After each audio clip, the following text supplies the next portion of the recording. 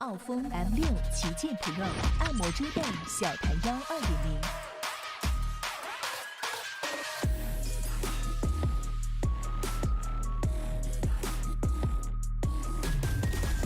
3D 云朵展的直播预告、重要的赛事报道、精彩的视频剪辑、有趣的主播八卦、定期的抽奖福利以及爆笑的节奏和评论。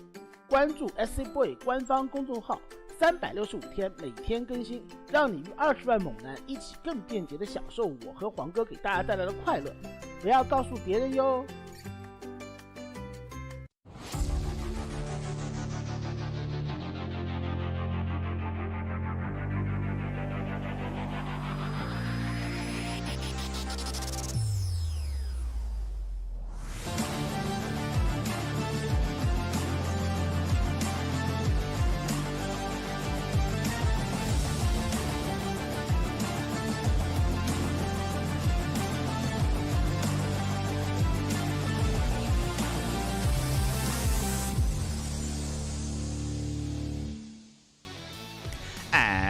And welcome back, everyone. Welcome back. Hope you enjoyed that lovely short break as we just wrapped up with Sparking Tunic Cup number 51. Now we are here with World Team League WTL 2024 Summer Codes Round 4, day number 3. We are back with the final day of WTL this week, this round, and we have a banger of a match to kick things off. We have Offside versus CranKy Gaming. Let's go. Offside Esports going to be coming up first, and you can see the lineups. We have Ubu Thermal versus Oliveira, we have Firefly versus Hero, and Rex versus Jeshi. Oh boy, quite some stacked lineups. Once again, no Su. Once again, there is no Su from the side of DKZ. I'm waiting for his debut. I'm waiting for him to come out of the woodwork. For now, Jeshi is here in his stead, but is still a solid player and still a hefty lineup from CranKy Gaming. Offside Esports coming in as the underdogs, as DKZ are one of the stronger teams in the league. Best of luck to Offside. Best of luck here as we are getting ready. We are getting ready. We do have our two players, our starting players here, Euthermal versus Oliveira. Now, Euthermal was competing as random for a couple of months at the start of the year, but has since cast away the facade of the random and now is embracing his inner Terran. Has been playing Terran these past couple of weeks in WTL, in online events, and even Sparkling Tunic Cup as well, as he was warming up for this match. And here we go, we're diving into our first game. We have Euthermal. Euthermal for Offside Esports, and in the top right we have Oliveira for CranKy Gaming. And as we said, Lindsay, a big shout out to No Clue NL in the chat. Oh god, Bobby God, thank you so much for subscribing for the first time with Twitch Prime. Thank you so much. Hope you enjoy the content, hope you enjoy the casting, hope you enjoy the stream, and welcome to the pond. Quack, Bobby, quack. Here we go. We do have our TVT before us. Again, Euthermal has been embracing Terran a little bit more these past couple of weeks, and I believe is going to be playing Terran throughout this series. But now we're going to be opening up. It is going to be a Rax Expand setup here, at least initially. Do have our sponsors. Shout out to Doyu, shout out to Biobio, Autofool, and SC Boy. Without these lovely sponsors, this event would not be possible. World Team League, alongside Stars War 11, Kung Fu Cup, Masters Coliseum, would not be here. Back at home, it's going to be a double gas opener from our two players. Double gas from Euthermal, double gas from Oliveira. Makes sense on a map like Ghost River, just because of the shorter rush distance by ground. Do need to make sure that you are ready, that you are set up, and that you don't get caught out by any kind of crazy cheese. We can see Euthermal opening up 2-Rax Reaper here. Interesting. This is designed to counteract Proxy 2-Rax, so a very defensive opener out of Euthermal. Of course, the defense can turn into an offense, so very defensive style. Is going to be amassing Reapers. Meanwhile, Oliveira going for something a little bit more standard, going for his factory back at home. So our two players, they do diverge. They do diverge here. So we have our factory follow-ups. Reapers are amassing. Again, Oliveira is not fully aware of the amount of Reapers that Euthermal is about to pop out with. And I'm curious, especially with the factory follow-up, are we even going to expand? Euthermal amassing his Reapers. Could go Hellion behind this as well to reinforce. And yeah, I'm curious if we even try to throw down the CC. We have the command center on the way from Oliveira, of course. But from the side of Euthermal, yep, Hellion production has commenced. And we are doubling down. Yeah, Reaper Hellion, let's go. Oliveira's going to be committed with this. Checking, making sure that there is no scouting SCV. There is no straight unit. Has control of the high ground. Oh boy, and we are committed. We are going to be committed here. Be rallying across the map. Back at home, Oliveira is setting up. We do have a Widowmine in production as we speak. Still not done yet. Here comes Oliveira. Here comes the Protoss fan himself. And here we go. CC's going to be delayed. We do focus on the SCV. Starport's on the way behind this, so Euthermal is completely all in on one base. Widowmine is set up. And now we're going to force Oliveira to cancel that command center. It is getting low. It does come down to half HP. Widowmine does burrow.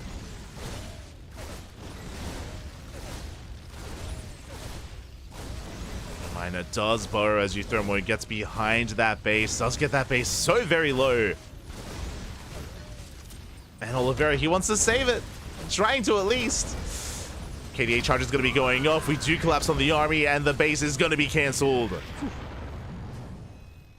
Now we have one base versus one base. Nice bait on that mine shot. Euthermal gaining ground, pushing into the main. Again, we only have the one Reaper and a handful of Marines to defend. Tank is on the way. We need to buy some time. And the tank does pop out. Will siege and will defend. Yeah, the tank has arrived, and with the help of this tank, we're going to be able to hold on to our main. Back at home, Euthermal is now expanding. Recognizes that he cannot break the main base, is going to be expanding. Uh-oh, and Oliveira, he's going for his counterattack. Euthermal's in a bit of trouble. I mean, sure, he canceled the base, but tech-wise, he's going to be falling behind. And Oliveira has quite a bit to work with. Second tank does make it. Again, Oliveira safe and sound back at home, and Oliveira, he's going to force a cancel. There's no saving the CC. What does Euthermal have to work with? We go for the depots, actually. Ooh, and that's going to supply block Euthermal. Yeah, the supply block is going to be brutal. Two depots go down, forcing a cancel at the same time. Euthermal trying to break out. Going for the drop. Going for the dive. The tank does on siege in time. There's no anti-air. Cyclone pops out, but the drop will get away, and we just reinforce. Oliveira coming out with his second tank. Ooh, does overextend, though. Solid defense out of Euthermal. Catches a tank. The command center was not cancelled. Euthermal still supply blocked, but his base is still getting up and running. Oliveira, he knows that he needs to force that cancel, or at least delay it even further. Tank drops in. Big volleys go off on the army. But that wasn't quite worth it, or not worth the value of a tank. So Euthermal, he's still in this. Is still very much so in this. Command center does complete. Getting into his own Viking tank. Likewise, so is Oliveira. Viking tank on the way.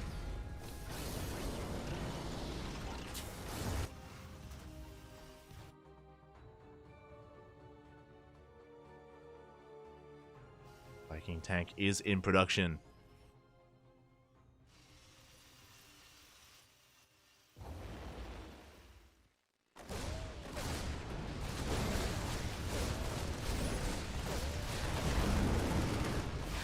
Oh, and I mean, thankfully there's not too much value in this drop, but it does get picked off. Medevac goes down, bleeding out our initial Marine Reaper Hellion.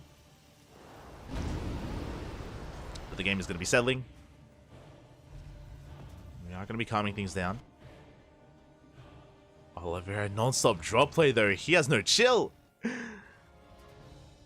As soon as he gets a handful of tanks, he is going for the drop. Euthermal at the same time moving out across the map. Not at home, out of position.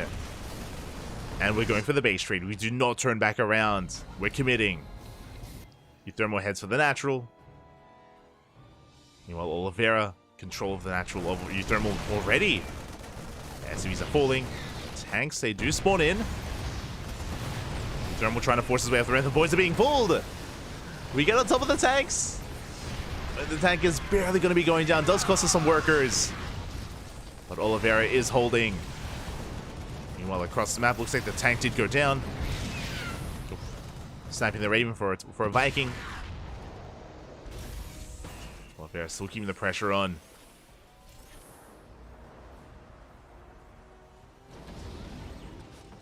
Going in once again. Is within range of the mineral line.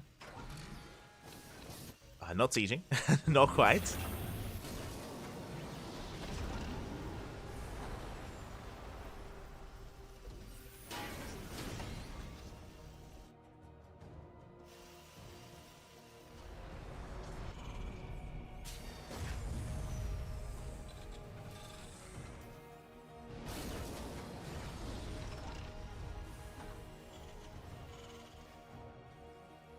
As we do calm things down from here. Okay.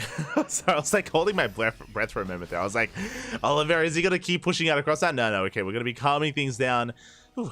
Oliveira working towards his third base, getting into his mech-based army. It's going to be I almost said bio tank. It's going to be Viking tank out of Oliveira. Meanwhile, Euthermal going to be embracing a more bio-heavy composition instead. We have Stim on the way, tanks, Marines.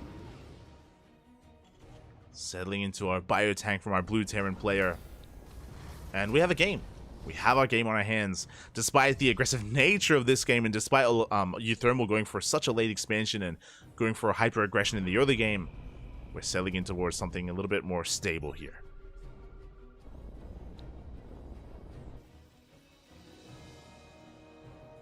We are settling in. Again, just getting into tank Viking. Slowing the game down. Euthermal being active. Trying to be active with these Marines. Trying to catch out any stray Viking or Raven or Medevac. Doesn't catch anything yet. Ooh, Medevacs are on the way to support.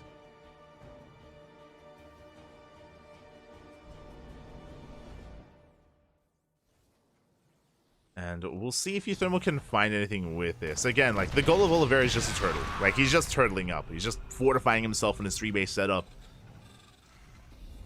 Euthermal looking for a weak point in the armor, but for now, there is none. If we don't have any turrets at the natural, we could maybe commit to this drop. As I say that, Vikings are in position. Oliveira is ready for any kind of drop play into that natural. We are ready for it.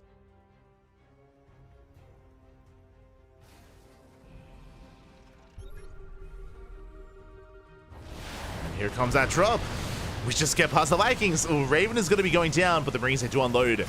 We catch a tank. We go for the mineral line. We get another tank as well. Oliveira is hurting. SCVs are going down. Thermal taking an economic lead, dropping in towards that third, but oh, we have a field of tanks. And what do we get done? We get one tank. We get 2 tanks. Only 2. And Euthermal has to back off. The initial drop in the natural was good, but here the follow-up was a little bit lackluster. Euthermal did lead out a lot there. Get 16 workers. Evening up the worker count. Meanwhile, Oliveira, it looks like he isn't counterattacking anytime soon. We're still just building up. Fusion core is on the way. That's going to be for BCs. I've seen this a lot in Mech and TVT.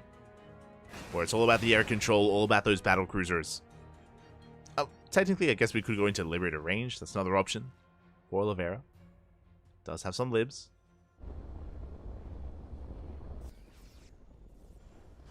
See Oliveira working towards his 4th. Euthermal's here to deny it.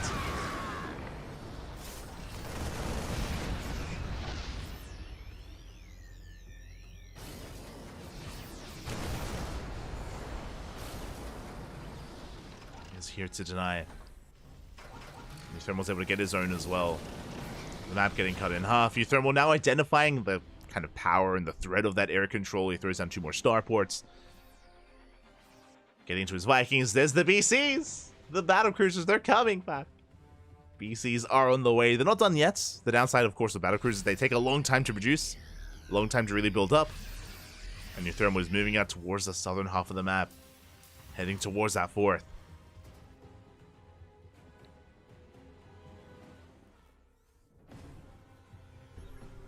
is on the way. But again, can he break him without Ravens? Does get within range of the planetary. Oliveira not quite in position for this. Tank volley's going to be going off. We deny the gas guys as well. Not a bad trade here. Does retreat. Doesn't break the base, but gets a couple of SCVs, gets the gases, gets the turrets. Nice trade nonetheless. And that may just be the win condition for Euthermal, is just contain Oliveira to 4 bases. I mean, I say win condition. Oliveira can still max out with this economy. But the ideal is for Euthermal to contain and to take the rest of the map instead.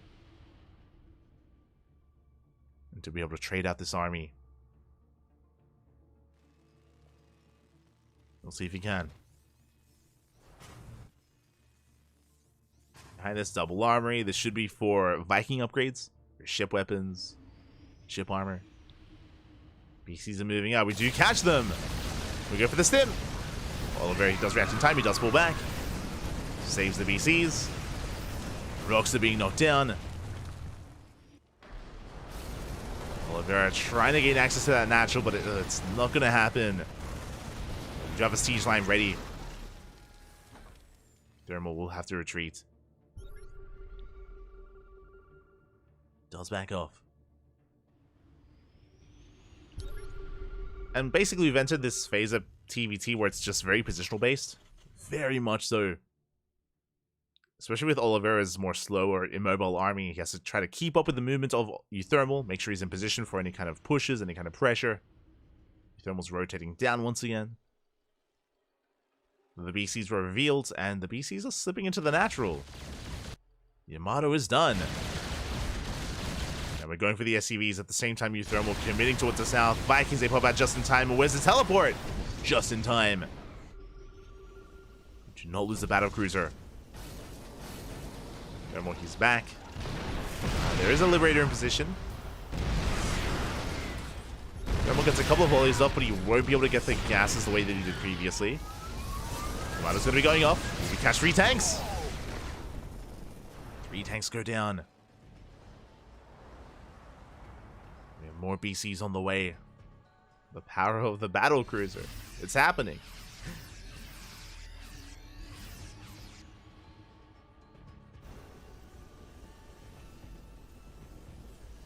Meanwhile, Euthermal.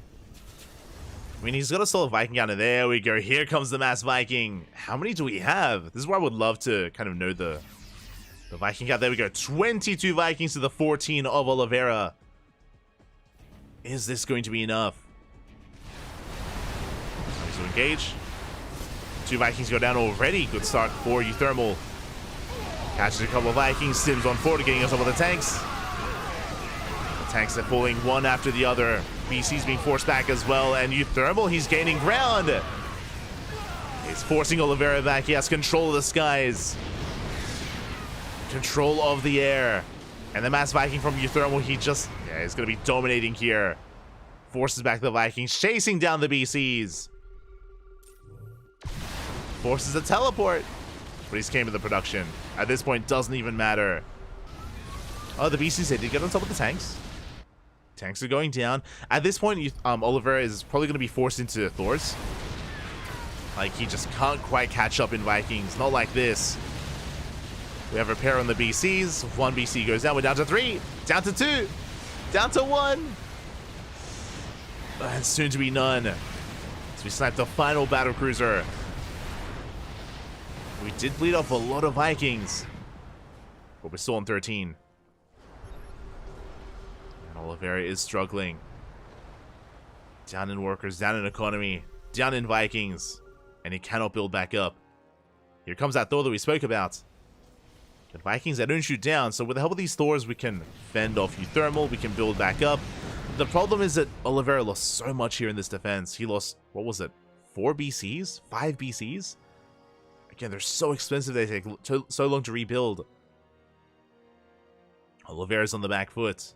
And Euthermal looking to kick things off with a win here for his team, for offside. He is so close. Again, Euthermal just taking every other base on the map. He's on that 5 base setup. Oliveira trying to expand, taking a 5th base in the center. Not quite able to.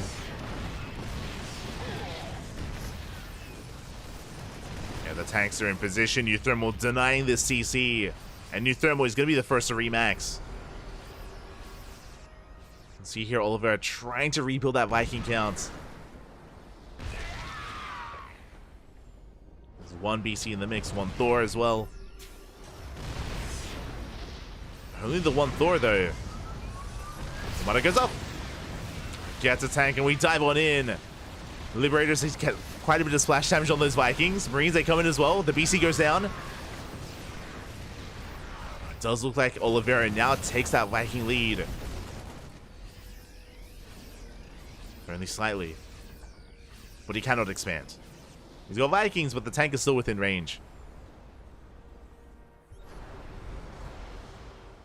Expansion still in the air. You can see here it's 19 Vikings to the 17 of Oliveira. Very close. So 19, 21 to 18 now.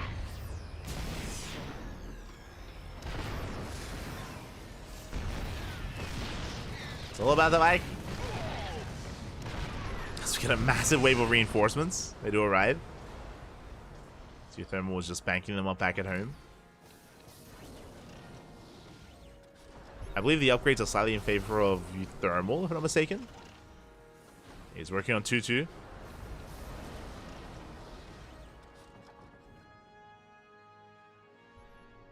Oh, very about to catch up with his own 2-2 as well. Greats are close to Thermal, going to be pivoting away. Heads towards the natural. Yeah, Sims on 40 will find the tank. Oliveira know where he needs to be. And we're making our way towards that natural. Can we push into the main? So we find the tank. CC goes down. Oliveira up against the wall. He is going to be forced to engage the Marines, adding quite a lot on the low ground. But the Marines are running out. Yeah, the concave here a little bit too good for Euthermal. He breaks through the BC, collapses on these Vikings. And Euthermal, he has done it. Oh my god, the YouTube man himself, GG, gets called. And Euthermal, oh my god, takes game number 1. Happy. GG, well played. Hold on, how do I get rid of this? How do I ban? There we go. GG, well played, Euthermal. Was this his first win in WTL? Hold on, we'll see if we can as we are diving into that game. Spawning in the bottom left-hand corner, we have Euthermal for Offside.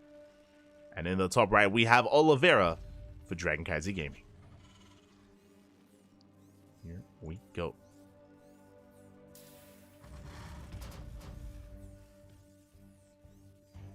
Thermese Yellow got a plus 50% boost. I mean, he would have gotten a lot of ELO for that win. He's taking all the MMR, Papi. All the MMR. Let's go.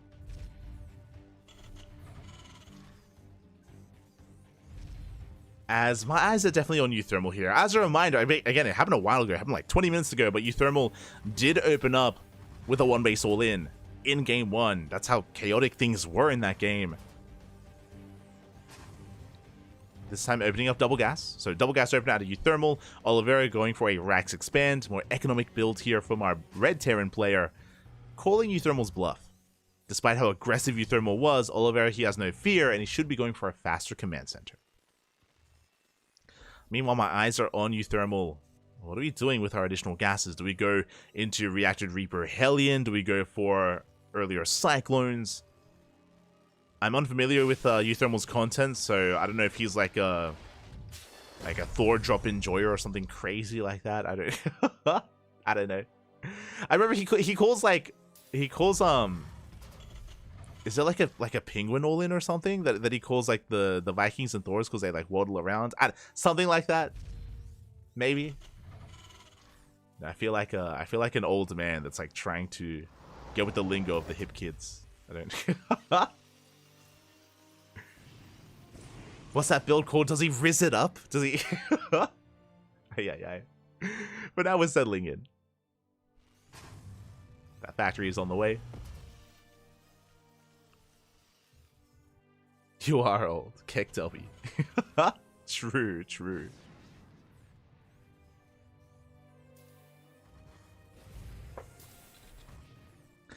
As it is going to be Reaper Hellion, at least initially here from Euthermal. Back at home, Oliveira, of course, with a faster command center, throwing down his bunker, being safe and sound, getting into the rest of his setup.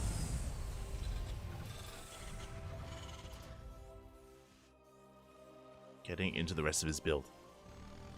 Penguin, but there you go. Oh, there you go. See, I knew I was talking about something. Penguin Brothers. I knew it was Penguin something. Yeah. The Penguins.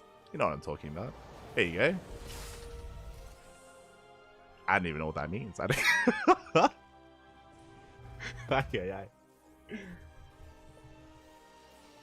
For now, we're going to be getting into our 1-1-1. Safety Cyclone on the way. So, honestly, it's been a pretty standard follow-up here out of Euthermal. Very safe as well. Going Reaper Hellion into the Cyclone. In case there was any kind of drop play, we will have plenty to defend. Reaper does arrive. Euthermal will shut it down.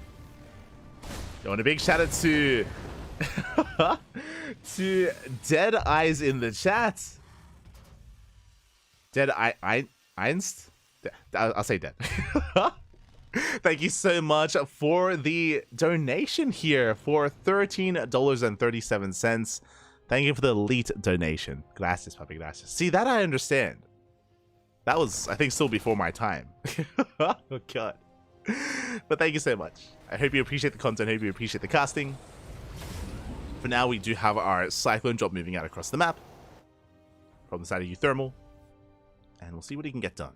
Again, it is going to be the double Cyclone drop. Back at home, Oliveira skipping out on Cyclones, going for early tank production. Once none of that Cyclone nonsense. Tanks have been building up. The initial tank has been scattered on the low ground, but we could still find damage in the main. So we are headed on in. Oh, but we are in position. Oliveira, he will fend Oliveira off. Will deflect the drop. Will fend his Euthermal off. Oh my god. The Terran players. We'll force him back. We do see another factory on the way, and this is the beginnings of mech. It isn't just a faster tank, but we're embracing the tanks, the Vikings, the mech once again. May not have worked in that first game, but that first game did have a very chaotic start, and Oliveira was never able to fully secure himself and fully solidify his 4-base setup. I'm sure he's going to have a little bit more success this time on Alkyone, as the rush distance by ground on this map is a lot longer. You do have a little bit more breathing room because of that. We're in for a longer game. Let's go. There's that add-on swap. We are making it up. Tank Viking. Nothing but Tank Viking on the way for Oliveira. We're scanning across the map as Euthermal is building up his Biotank Raven army. Now with these Ravens, we could potentially try to break a siege line with our disables. The problem here is with the Viking lead that Oliveira has, it's going to be difficult to actually close that distance and get on top of those tanks, get those disables going. It is going to be a one-way trip. So Euthermal has to be careful with how and when he dives in with those Ravens. There is potential, but again, we have one shot. As you can see, Euthermal rallying everything across the map. He's aware of the army composition. Oliveira trying to establish his 3rd base, and Oliveira is getting ready to try and break it. The tanks have rallied in. We have 3 Ravens in total. We have that many more disables. Again, this line of tanks looking quite vulnerable. The tanks on their own, there's not really much support.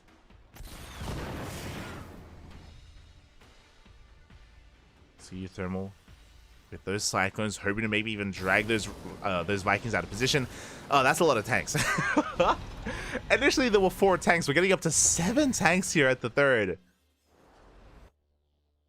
I think we should be okay.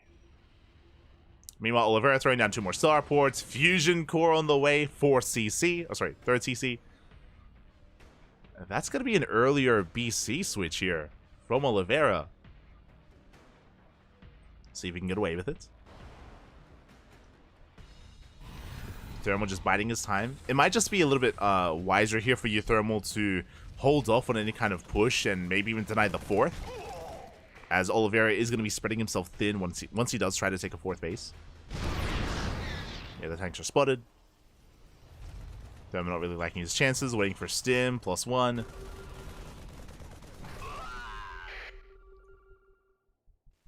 Getting into his own Vikings. And there's that BC production. It has begun. The battle crews are on the way. Now, Euthermal with having map control, he can take the 4th as the gold. He can rush into the gold. Can be a little bit greedier here. He's trying to get into his own Vikings. Bearing in mind as well that because Oliveira is going into BC production, that is going to impact his Viking accumulation. Like, he's built up a pretty hefty Viking count quite quickly, but now we're just slowing down on that, focusing on BCs.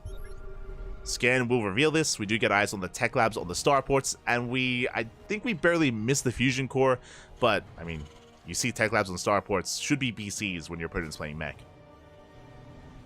So Euthermal is aware. But it's not something he hasn't shut down before.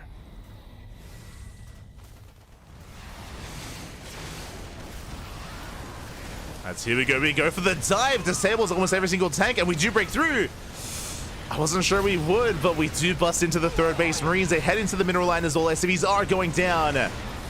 And Oliveira just had no support. Again, our Hellions, the Vikings were a little bit further back. BCs are coming in, but there's only one BC. The repairs. The BCs, they are kept alive. 2nd BC comes in. But it costs us 24 SCVs. Euthermal is forced back. That was a very successful push. Even picking up some Vikings towards the end. That was what? 4 tanks, 24 workers, a handful of Vikings. And Euthermal, he does maintain most of his army, bleeding out mainly Marines. I mean, he lost his Ravens, but again, they did pay for themselves. Now we back off. We have our 5 starport setup. Mass Viking on the way. We've seen this before. And Oliveira's economy was crippled. He did take a big blow to his economy. He's got a lot of recovering to do. And as Oliveira is focusing on building up his SCVs again and getting his bases up and running, Euthermal should take a Viking lead. You can see here the units tab. Euthermal is ahead on Vikings.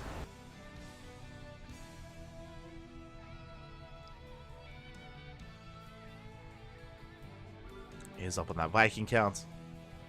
Marines going for a run by. We do get a turret. Not going to get much more than that. Just being an annoyance, poking and prodding. Skin reveals the Vikings. +1 ship weapons on the way. Oliveira trying to get his 4th base, not quite saturated yet.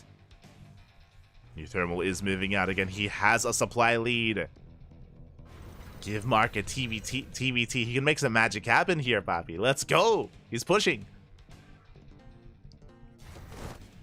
Now I'm curious, do we hit the 4th or do we hit the 3rd? Yeah, we're rotating over towards the 4th base. No tanks in position. Only the planetary. Okay, the tanks are rotating over. We have 1 next to the base, but only 1. Thermal, he has arrived. Meanwhile, across the map, looks like the BCs, they did deny the northern CC, but we're within range of the planetary. Yeah, one of the tanks went down. A planetary under fire. And we can't save it. Yeah, there's no saving the base. The 4th base goes down. The BCs, they did deny the northern command center earlier, and now they head towards the 4th. They're getting a lot done. Vikings are racing back home. And remember, these BCs, they can just teleport. They can just recall back. So very nice counterattack here by Oliveira. Going to be buying a lot of time, but the damage was done. And even though Oliveira denies mining at the 4th, Euthermal killed the 4th of Oliveira.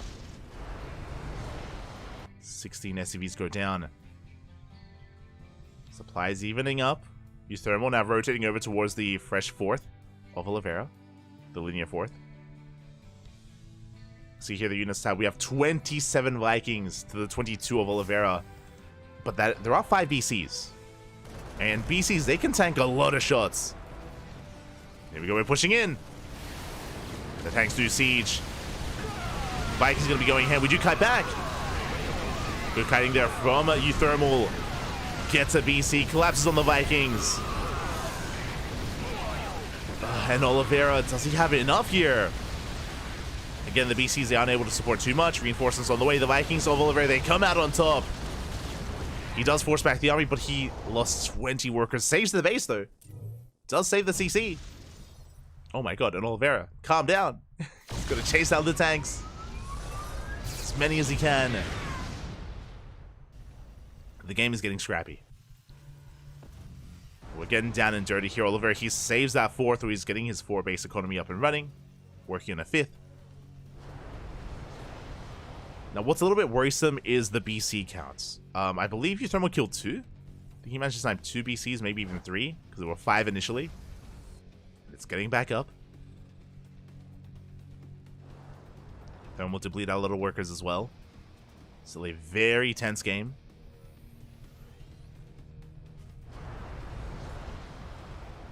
What if you thermal put 6 to 7 extra Rexes go Mass Marine now? If the tank count is low, you can do this. 100%. If the tank count is low and we don't actually have that many tanks. Speaking of, Marine run by here on the right-hand side. 5 SCVs go down, the Mule as well. Solid run by here from Euthermal. But that is something he can do if he notices that that Oliveira has kind of stopped factory production. Not wrong. Beyond does that quite often. For those that are familiar with Beyond's style of TVT, he's very fluid with how he does go back and forth into bio.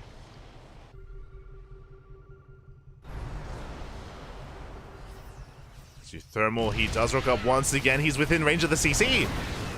But do we have enough Vikings? We go for the teleporter on top of the Vikings. Thermal being forced back. Oh, I'm not so sure about this attack from our blue Terran. Yeah, the tanks are being thrown away. Yeah,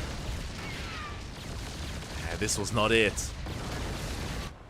Tank arm being reset. Oliveira chasing down Euthermal, forcing back the Vikings.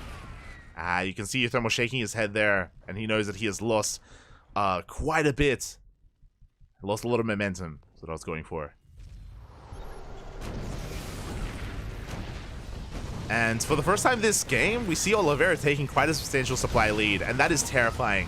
For the meching player to be up in supply, to be even in economy, is terrifying. So the mech can get out of control. You can see here that Euthermal has essentially switched into mech himself. Going into more factories, more tanks, mainly Viking. It's mainly Viking. It's turning into air versus air. We do have drilling claws on the way. That's an interesting upgrade. So we're headed into Widow Mines. I'm not so sure how I feel about going into mine instead of Thor. I mean, they both have similar roles where they both do splash damage to air. There's potential to set up a minefield and to drag the Vikings in. There is potential. It's not going to be easy though. As you can see, Euthermal was making 3 Widow Mines at a time, so he's massing up mines. If he can bait the army, then he can take a decisive win for sure. Depending on how many Widow Mines we have set up. But Oliveira has maxed out, and he's pushing. Army going to be spotted by the Marines. We have spotted this first mine shot going off. That is a tell. Now Oliveira's going to be on notice. What's a decent mine shot? Scans are coming in. Widow Mines are being focused down.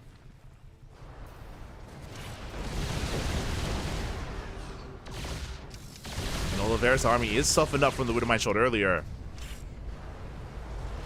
Oliveira does have the better upgrades. He has a +3 armor for his Vikings. Euthermal only on +1. So even though Euthermal has the higher Viking counts, Oliveira's has the better upgrades. And of course the mass BC. He's on 8 BCs. Oh my god. We're getting... That's critical mass. I was gonna say we're getting 2 critical mass, but that's a lot of BCs, Pappy. You can see them peeling off, headed towards the northern base. At the same time, Euthermal Headed towards the south. Scanning the army. Catching the orbital. CC goes down. Good pickoff. Widow mines are setting up. We spoke about the trap. Ooh, but the shots are going off on SCVs. Vikings are coming in. We land. We go for the base. Meanwhile, towards the top left, the BCs are going ham and a base is going down. But Oliveri, he bleeds out 25 SCVs, and the Widow Mines, they're bullying back the Vikings without BCs. There's no answer to the Widow Mines. Nothing shoots down. Yeah, without the BCs, the Widow Mines are just bullying back the Vikings. Meanwhile, across the map, ooh, that's 28 workers going down. The BCs, they just keep on pushing. Remember, they can always teleport. We're supply blocked. Both players are. Everyone's supply blocked. Ooh, we're bleeding out Vikings as well. Some rough losses for Euthermal. Widow Mines are going down. We're camping the production. Euthermal racing back home. And he needs to force this out. And Euthermal shouldn't kill any BCs here, but he should force a teleport. Oh, as we bleed out 2 starports. Yeah, and Oliveira teleports away. And this is the problem. Even though both players lost an even amount of workers, Oliveira also got starports. He was able to camp the production. Euthermal wasn't.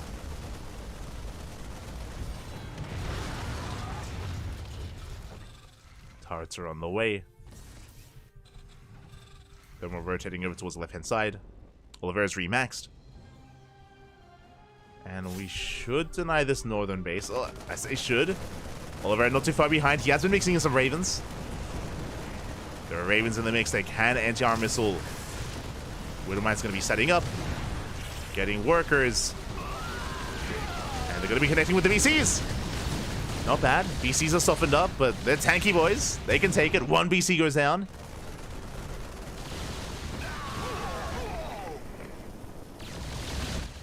Thermal does shut down 16 SCVs. But I don't think he can quite engage with the army. The problem is that if Euthermal ever takes a fight, then he is going to be anti-armor missiled. The Dorito cannon is going to go ham. Euthermal knows this. And again, Euthermal, he just doesn't have the best bank to work with. He's still struggling to keep up supply-wise. That's why he's been avoiding the fight. He's been pulling back. Rotation is spotted. Mine shots, oh, getting baited out by an SCV.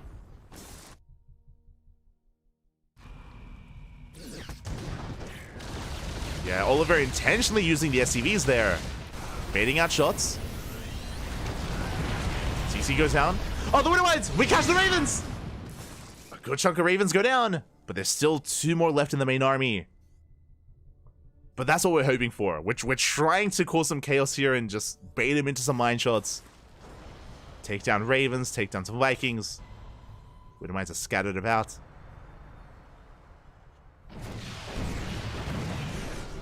Nah, but Oliveira, he's done chasing, he's pushing. And turrets are going to be falling.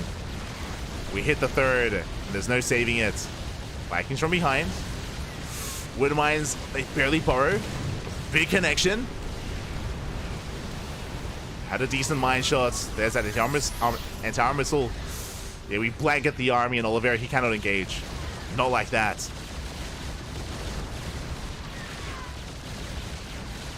And once again, we're pushing into the main base. We're camping the starports. The thermal is supply blocked.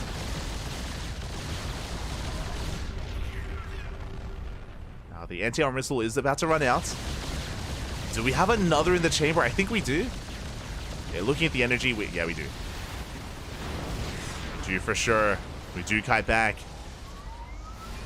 Ravens take the lead. Ooh, Yamatos go off. Do have some Widow Mines, but we scan! Yeah, we scan ahead of time. Widow Mines are being cleaned up. Thermal trying to catch a BC. Does get 1. Very nice snipe. You can see the Widow Mines getting in position. Do you have a minefield? 3 Widow Mines just behind those Vikings. Ravens are going to be going down. Ooh, and the scan does reveal the Widow Mines.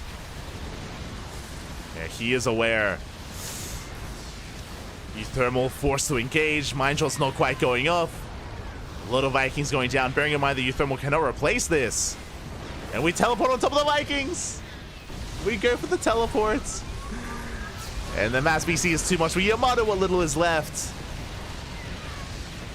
And Oliveira just raining down on the fresh mining bases of Euthermal. And GG gets called. Oliveira, he does fight back, tying up the series 1-1. It was a good effort here by Euthermal. He held his own, which was impressive, more than I was expecting. But Oliveira will tie up the series. GG, well played. Oh my god. Very impressive stuff there by Mark, by Euthermal. Again, I wasn't really expecting too much seeing him coming up against Oliveira, but I was very impressed, not just in game 1, but even here in game 2. Euthermal, he had his moments. He definitely had his moments. It was not a one-sided game. It was more of a back and forth.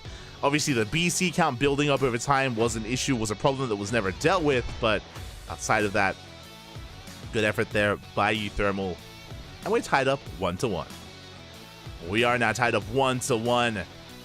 The series could still go either way, and we're getting ready for our PvP. We're getting ready for our next matchup here. Oh my god, I'm ready for it. It's going to be Firefly versus Hero. Let's go.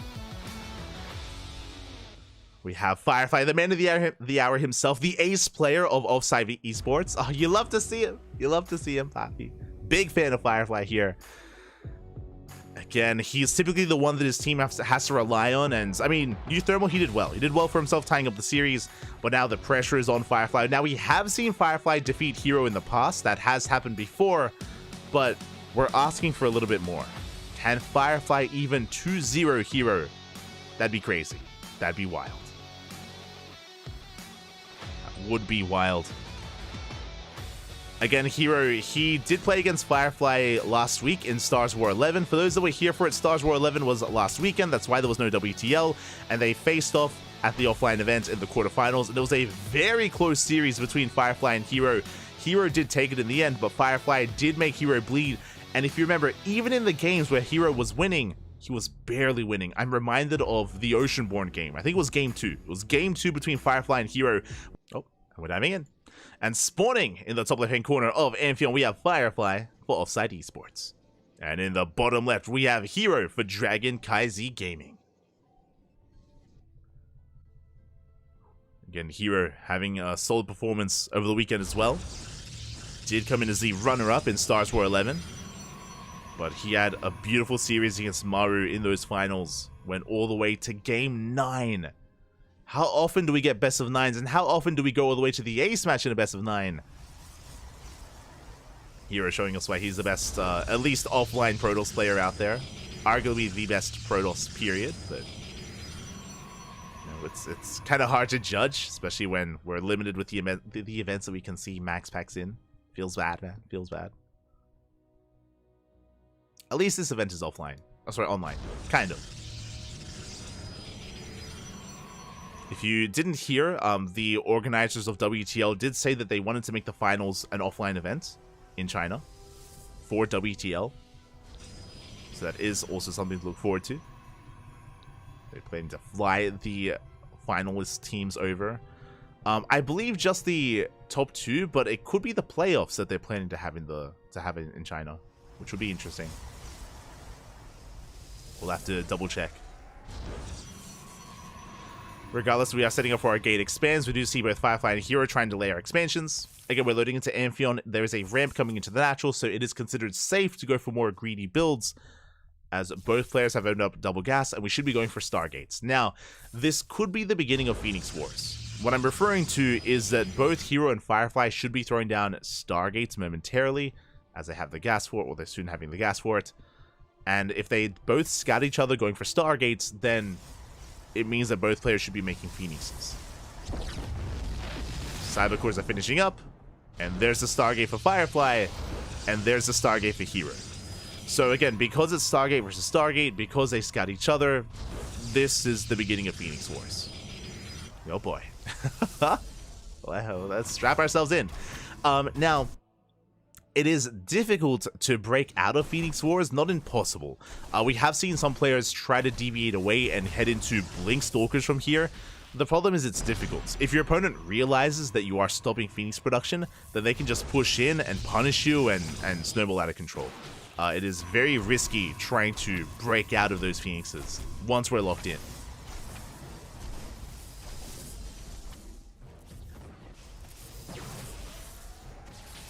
Oh, as we are going for a Phoenix from Firefly, and Hero goes for the Oracle. Bold move here by Hero. This tells us that Hero refuses. Oh no, there we go. Okay, Phoenix is on the way. I was about to say, Hero, he's saying no to the Phoenix Wars, but nah, you can only say no for so long. Now, what's important is that Hero canceled the Oracle after the probe died. After the probe scout did fall. So Firefly, for all he knows, it's an Oracle first. So he's not fully aware of what's going on. Is in the dark, is being fed a little bit of false information. His Phoenixes are amassing.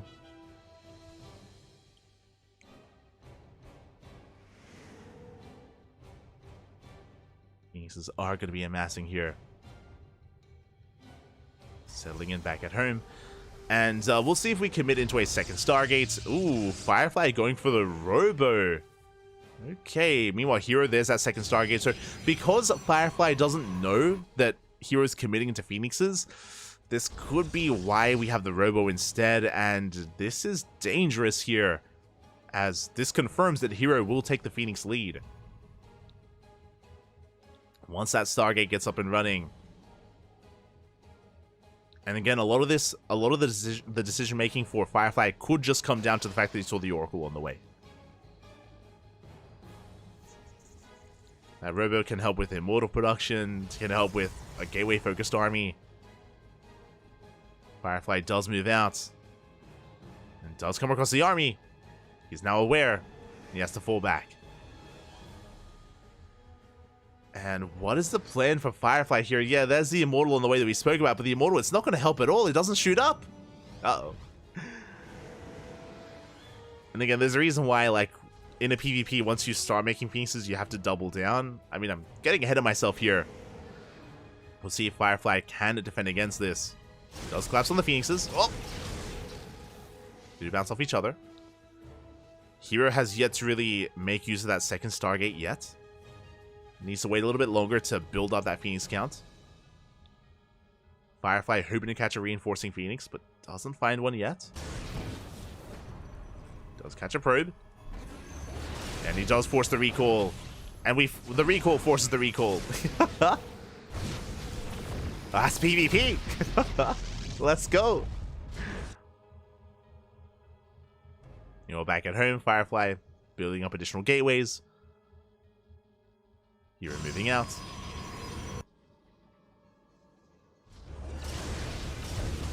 Yeah, we collapse here on these probes. Do force the overcharge. And again, the Firefly is still building up those gateways, still has so little to support those Phoenixes. And we have our way with the mineral line. And what can we do? Like, Firefly can't push in. He cannot contest against the higher Phoenix count, and yeah, we're going for a counterattack. We have to. At this point, it's feeling pretty all in. So Firefly moving out with his entire army. Hero almost catching a Phoenix. Almost. And yeah, we can just push in. Like Hero, he can just dominate the skies, pick off the Stalkers. There is no blink. Hero's forced back. Back at home, Hero is going to stasis trap. He has his own Immortal. Has been building up his own ground army. Picking away those Phoenixes. We're down to 2. Down to 1. And again, Hero, he can just pick up what little is left on the ground. We are pushing up that ramp. We're getting there. We get the slow warp in the face of Hero. Let's go. Can Firefly break this? Pushing up a ramp into two Immortals. One Immortal is lifted. It's going to be shut down. We catch the Immortal. We have 3 shield batteries. Oh my god, Hero is so prepared for this. And he lifts everything. He picks it all up, shuts down the army. GG gets called, and Hero will take game number 1. GG. A solid game there out of Hero, and again, Hero with the mind games as well, winding it back. Or post-youth, or I mean, we just had Amphion. We're diving into that second game, and spawning in the top left hand corner, we have Firefly for Offside Esports. And in the bottom right, we have Hero for Dragon Kaizi Gaming.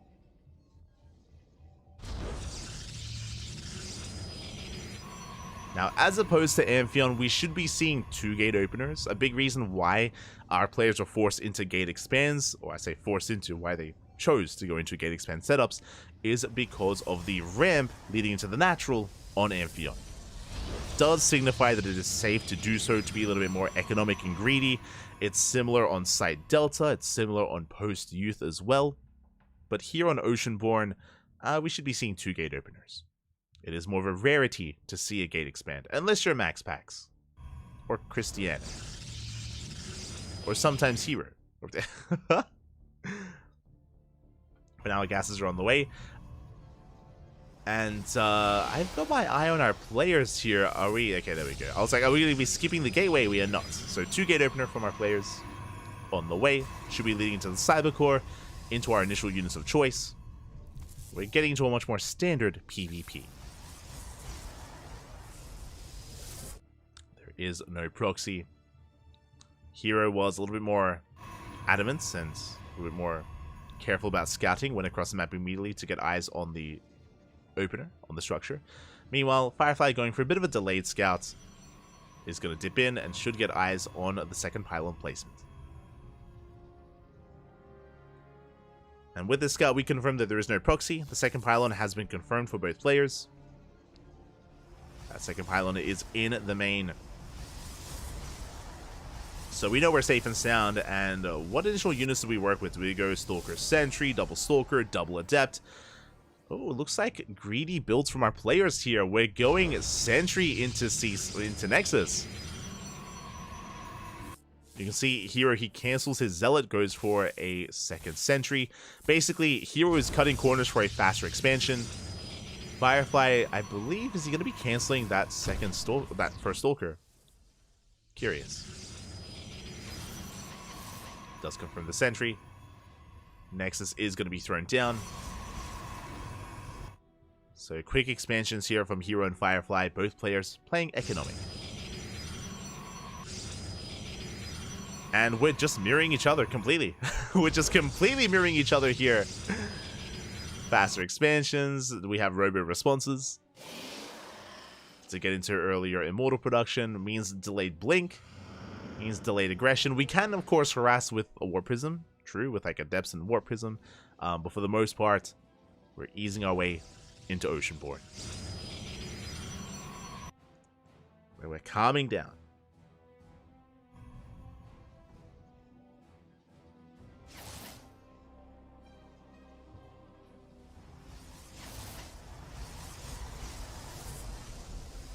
Remember that time SOS ambushed Heroes Phoenix? Yo, we have an old school viewer in the chat. Oh my god. It's been a while. But there are Warp Prisms on the way. I almost said Warp Gate. Warp Prisms are on the way. This is so we can harass with those Adepts and get into each other's faces. Get into each other's main bases. As Hero is going to be threatening with 2 Adepts at the natural. And we do shade into the main. Oh, don't commit though. Not yet. Nation Scout does confirm the tech. Here comes that Warp Prism for Hero. Now, 2 Adepts one-shot workers. So our goal here is to eventually break into one of these mineral lines and get economic damage done. With this Warp Prism, we can ferry into the main. Or even into the natural. Prism is spotted. Firefly does keep up. We commit to the shade. We do manage to get a couple of probes. 1, 2, 3 probes go down. Let's start from Hero. Does save both of the Adepts. At the same time, Firefly's across the map, but he has to warp in those Adepts. His drop is going to be a little bit delayed. And, oh, Hero is in position. We're ready with the Stalker, with the Immortal. We do manage to get a couple of probes. We get 2. 2 probes go down. Meanwhile, Hero's not done. Dips in, gets 2 more. That's 4 in total for Hero. Only 2 for Firefly. But the Adepts are still alive. We can still get more damage done. Both players building up their Immortal count. We get 1 more probe. Oof. 2 more probes even. Okay, 4 and 4. And that is not Blink on the way. That is not Charge. That is Glaives, by the way. Hero. Papi. We're doubling down with Glaive Adepts. We're being hyper-aggressive, moving out already. Firefly trying to engage in the center of the map. Force fields are thrown down. We lock down the armies. And the Prism is forced back. Nice catch there from Firefly, and he should be able to clean this up. We have one player that can juggle the other. No longer.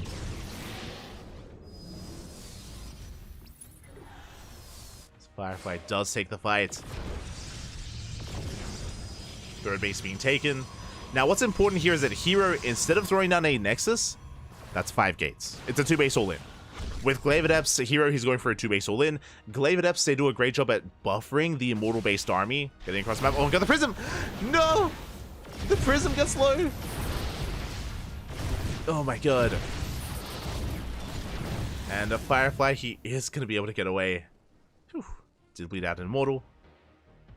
Does manage to escape. Firefly going for his own Glaives, but again, this is a more macro variation out of Firefly with that third. Hero, he's just getting that Gateway Explosion up and running. Hallucination Scout comes in, and this is the big moment here. Firefly will confirm that there is no third. And we need to respond.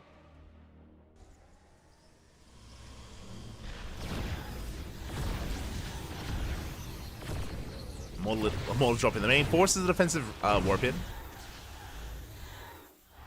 Does force that warp in, but here he's moving out with the rest of his army. He wants to go for the kill. Still has to wait for his Prism and another warp in.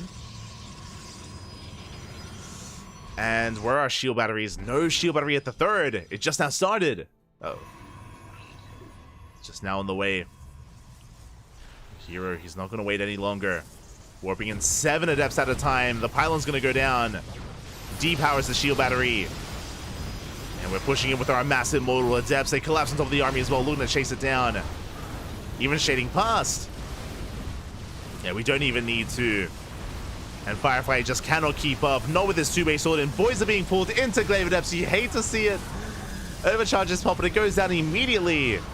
And Hero, he's overwhelming Firefly. GG gets called. Hero takes the 2-0 and takes the lead for his team. GG, well played.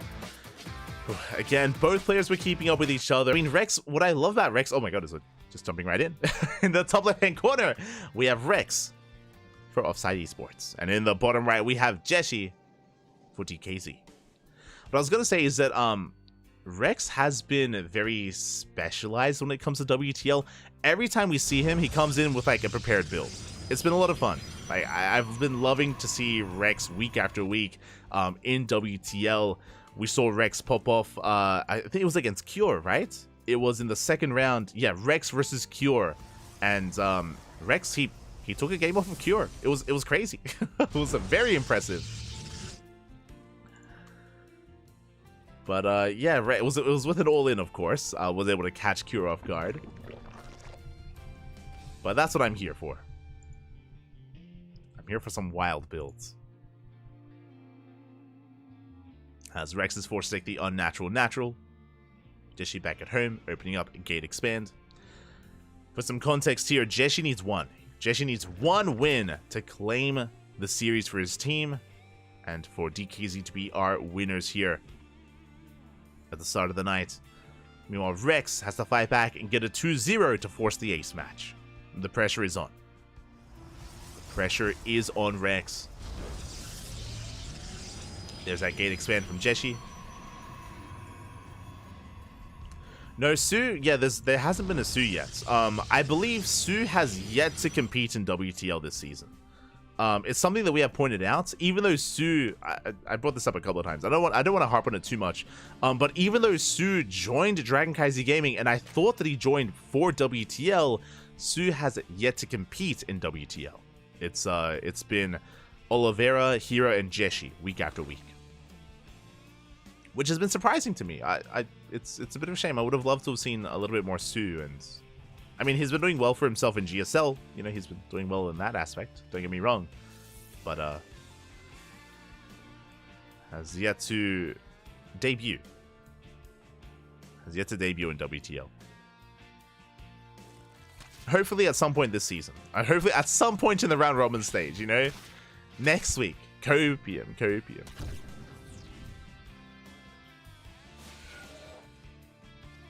The suspense.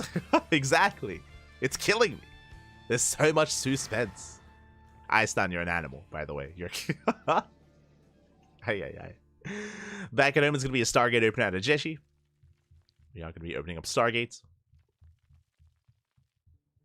Back at home, Rex just droning up, getting his natural up and running. Splitting between his bases.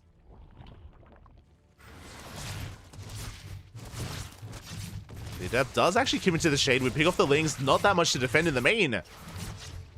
Pick off 2 Lings, we force a Spore, but we don't get a drone. As the Adept will escape. Just barely. Back at home, Jeshi finishing up his first Oracle. It should be a triple Oracle opener into a third. Jeshi isn't really one to deviate too much in the early game. There's that second Oracle in production. First one moving out. And we'll see if Rex can keep up with the harassment of our Protoss. Queens should be in position. Spores are on the way. We have 2 Queens at the natural. We should have 2 Queens in the main.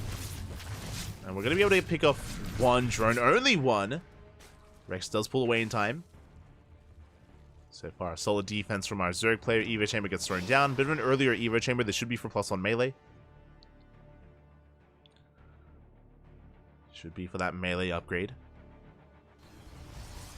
As Jeshi is going to rotate around, join forces with his second Oracle. As the second Oracle should be moving out soon. As it's just chilling back at home. And again, that is the threat that Jeshi does pose here to Rex, is that we're now getting up to 3 Oracles. There's that follow-up, Twilight Council, and a Forge. Oh, the Oracle goes down! That should not have happened. It happened a bit off screen there, but Rex did catch it. Very nicely done. Oracle will fall. We're down to 2. I mean, 2 Oracles are still very much a threat to Rex, but there's that much less to threaten that mineral line. We head into the natural. Rex getting a 4th. Double Adept into the 3rd. Rex does respond in time. Does react. Keeping up with at least the Adepts. Double Oracle towards the natural, but Queens are in position. The Adepts, they get surrounded. Oracles, they do break them 3. Do barely break them free, but oh, I spoke too soon as both Adepts do fall. And Rex has done very well for himself. He has only lost 1 drone so far. 1 drone to the Adept and Oracle harass. With that, Rex getting into his 4-base setup. Lair is on the way. There's that +1 melee that we spoke about. I believe there is no Roach Warren, so this could be Ling Bane into Hydra.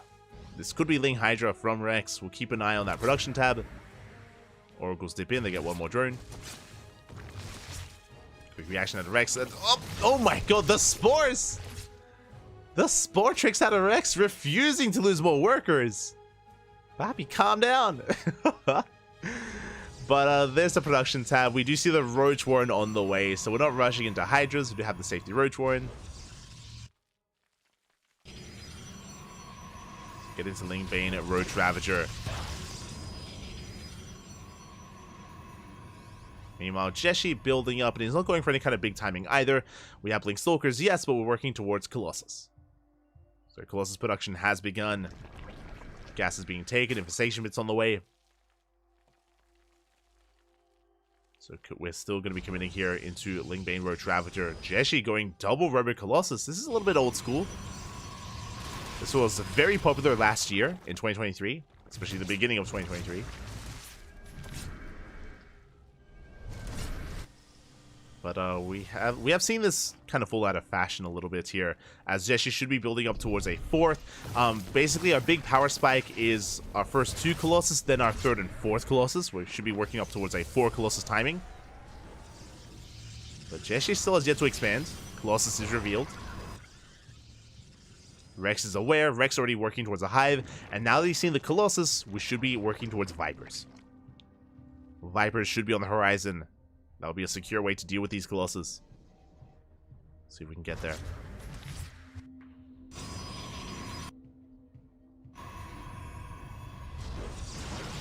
See if we can. Lings to get us around.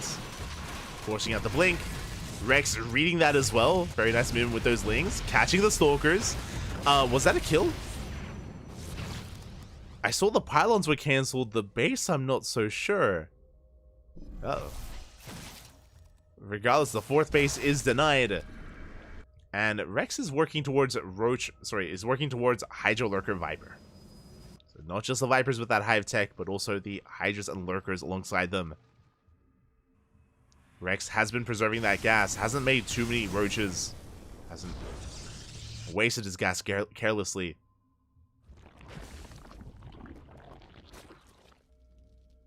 And yeah, honestly, Rex has just done a great job at reading his opponents, recognizing what he was doing, responding, engulfing the map in creep, teching up. Now it's going to be all about the execution. Again, Jeshi will soon be pushing once he gets his Colossus count up, once he's able to refine his army, or build up his army. Actually getting into Immortals. Okay. Immortals are on the way behind this. As Jeshi's army is spotted, we do see Rex going for a Ling run by. But the SimCity is solid, and yeah, we just cannot get on top of the cannon. Lurkers are in position, but do we have enough? Yeah, we should have enough Lurkers. Again, no Immortals here to brute force our way through the Lurker line. We're getting on top of one, though. First Lurker goes down. First Lurker does fall.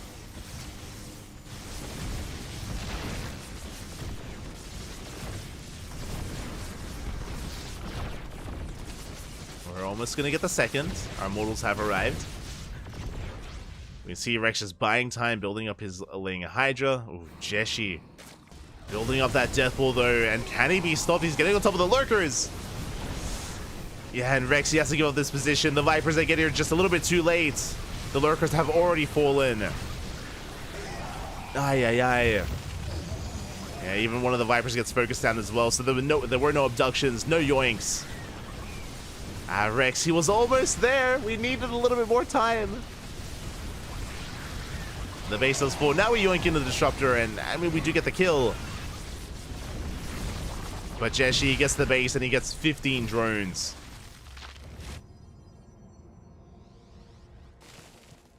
Yeah, Rex, he just had a rough defense there at the fourth. He committed. Did just bleed out too much. And now Rex, he's on the back foot. He's in trouble. Jeshi reinforcing, pushing in. Gets a relation off. Spots the Lurkers.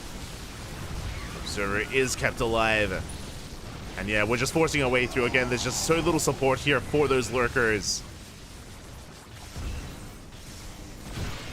They do need that buffer. They do need that support. So we get the warp into the main. Charge us into the main base. We collapse on top of the Hydras as well. And everything is on fire here. The third and the main. Lings, they come in to reinforce. But again, this is still going to be a rough trade for Rex. As we rain down on those Lurkers. Yeah, 20 drones go down. We do snipe the Prism. But that's going to be another hatchery falling. And I believe we reset the Lurker counts. I believe we're down to 0. Yeah, 0 Lurkers. GG gets called. There's just nothing left to defend. And Jeshi takes game number 1 and the series for CranKy Gaming. GG. GG, well played. Jeshi will win it here for his team. As a reminder, choice B. Uh-oh. We're going to be loading into post-youth. Okay. Post-youth is going to be coming up next for Rex. When it comes to the previous game, again, I do like that Rex was rushing into Hive the way that he was, working towards Vipers. I do think that, again, we were just forced to fight a little bit too soon there, as in the bottom left we have Rex for Offside Esports. In the top right we have Jeshi for CranKy. But you saw that the Vipers, they rocked up after the fourth had fallen. Like, after Rex had bled out, it's like 4 or 5 Lurkers. Like, it just... was a little bit too late there to the party. If it was there in time, then maybe we're able to pick away at the Immortals or the Colossus and threaten the Protoss army and fight a little bit more on the Zerg's terms, but that was not the case. And Jeshi snowballed out of control.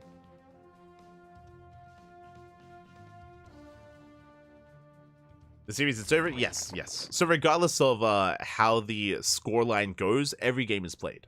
Every game is played. Even though Rex can't really fight back, and in the sense that he can't win it for his team, but what he can do is we can earn some extra prize money here in the overall rankings and the scores. We can get a better score line, and we can improve our ELO as well. Again, map score does matter here in the round robin stage, and I believe you get a bonus for every map won as well.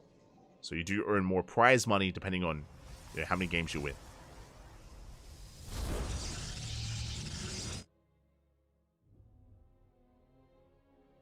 So there is still something on the line. We can see Jeshi going for his gate expand, and Rex rushing into the gold. I apologize for not paying too much, for not noticing, but yes, we're rushing into the gold base here as the natural. And this is what I mentioned earlier, how Rex usually comes in with a plan, with a specialized build, with some kind of aggression or all-in. And we'll see if we can get away with that gold. Can Jeshi punish it? Probe Scout moving out, heading into the main. Oh, the drones are spotted! And we do get eyes on the Maynard. As Rexy Maynards his workers over towards the gold. Now Jeshi's fully aware. And can we punish it?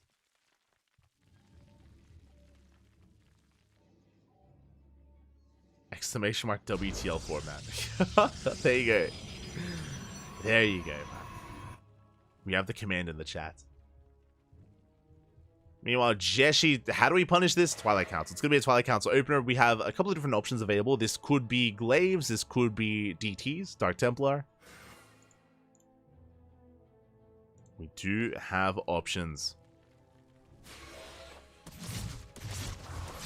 As he that does threaten the goal base. Forcing back the drones. Oh, not quite getting a kill. A Link Scout steps in. Oh, this should not have happened. The wall is wide open. And we get a full scout of the main base. We get eyes on the gateways. We get eyes on the Twilight Council. We see it researching. Rex is aware. 4-gate Glaives is coming. Rex is getting ready. Now, knowing is one thing, but defending is another. This goal base is very exposed. It's very out in the open.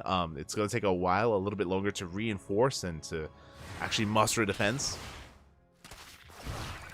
On top of that, I believe this is the variation without a robo.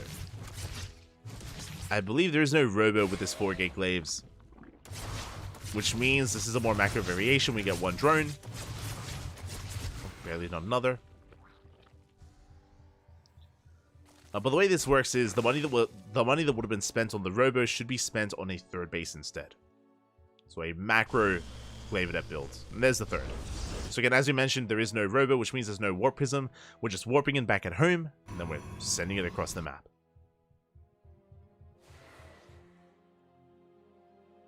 Here come those adepts. Glaives not done yet. Not quite.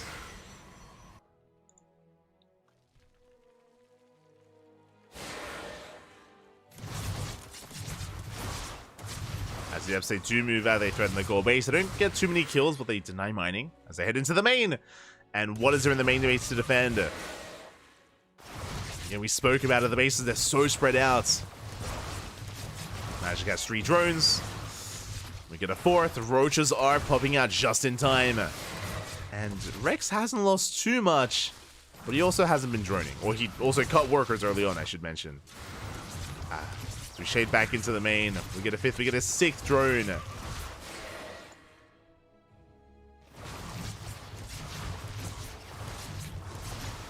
6, 7 workers go down. Behind this, we're following it up with DTs. Oh, we have the high ground. We've used the high ground. We get 9 worker kills with 9 mining at the gold. Jeshi has done enough with this. He has done enough damage. Rex gets knocked down to 22 workers. Like, 9 drones doesn't sound like a lot, but Rex did cut droning a lot earlier than normal.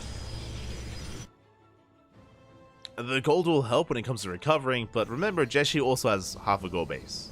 is also mining from. And the Adepts, they come back in. They've returned. And Rex, he just wants to mine. It's just not happening. Adepts shading back and forth between the third, between the main. And as all this is happening, we have DTs on the way.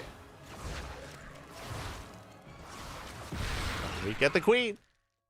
Queen goes down. Speaking of, we're going for another. As the Queens are getting low, Glaive Adepts just bouncing back and forth between the bases. Getting another 6 drones. We're still not done. Again, the value, it just continues. It doesn't end. The Glaives. Roaches are trying to keep up, but there's only so much they can do here. Oh, to catch another 10 workers. GG gets called. We don't even get into the Dark Templar. As Jeshi will clean up the series here. We'll take down Rex 2-0. And that'll be a 5-1 scoreline in favor of CranKy Gaming. GG, well played. Congratulations. I mean, CranKy Gaming, they did come in as the heavy favorite. They are one of the stronger teams in the league. But a shout out to Offside, to Firefly, Rex, and Euthermal. They did fight back. Euthermal put a point on the board. Oh my god. Euthermal did put a point on the board and again, didn't look too bad against Oliveira. Likewise, Firefly had some rough games versus Hero here. The Glaive Adepts, they got a little bit too much done as well. So my heart goes out to Rex and Firefly. But regardless, GG, well played. Congratulations to GKZ. And now we're going to be going on a short break. We're going to be going on a very short break here. When we return, we'll be back with our next series with Psystorm Na'Vi versus Platinum R8. See you soon.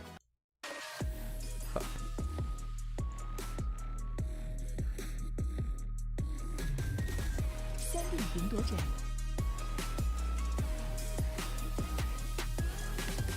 空调座舱，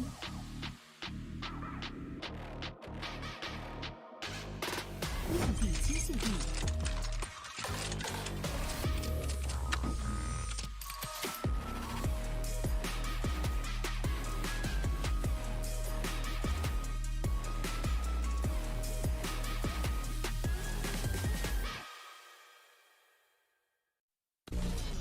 丢是我运营的产品，我想通过它和更多不懂分寸的人一起探索世界的边界。正是这些不懂分寸的人，也许他们不被理解，任性、固执，甚至疯狂。就是我。但如果没人去打破边界，谁又能玩透世界呢？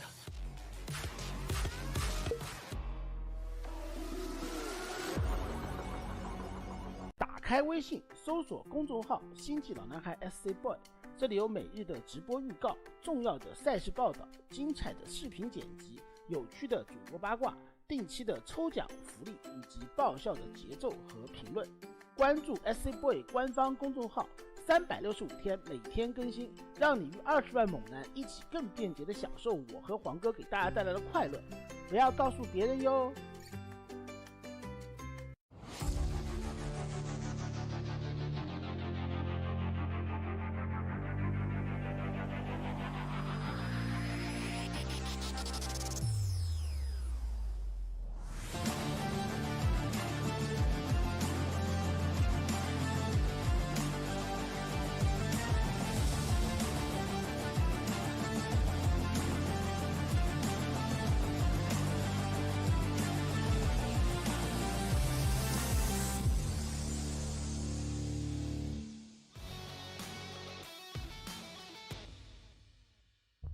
And welcome back, everyone. Welcome back to the World Team League, to WTL 2024 Summer Codes Round 4, Day number 3.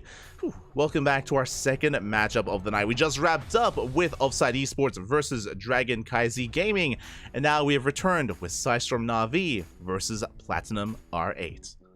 Oh boy, and we have our first matchup ready for us. Up first, we have Shidan versus Spirit. We also have followed by, let me just quickly double check, it's going to be Shidan versus Spirit, followed by Goblin versus Geralt, and we end it all with Nickrat versus Max Pax. An ace match is definitely on the horizon. It's definitely possible. It is definitely possible here, but I'm always excited to see how the Platinum boys come in prepared for the heavy hitters of Psystorm Na'Vi.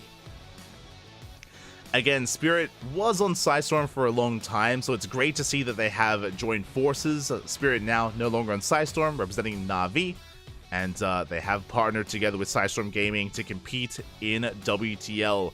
They've got a pretty hefty lineup with Spirit, Geralt, and Max Pax. They can go far. They have a lot of potential. If you remember, Psystorm Gaming, their run was kind of cut off like at the knees last season, where Spirit, he did leave Psystorm mid-season because he left. That did kind of leave a big hole in the team of Psystorm in last season WTL, and as a result they did struggle a little bit more, but now he's back, and here we go, diving in to Ghost River. Top left we have Showdown for Platinum R8, top right we have Spirit for Psystorm Na'Vi. Let's go. Let us go. Whew. As our PVT is upon us. I remember with our predictions, I had a really hard time picking and choosing between some of these matches. Like, Showdown has been impressing us as of late. He has been impressive. But can he bring down a player of the caliber of Spirit? As Spirit is one of the best Terrans in all of Europe. He is one of the best.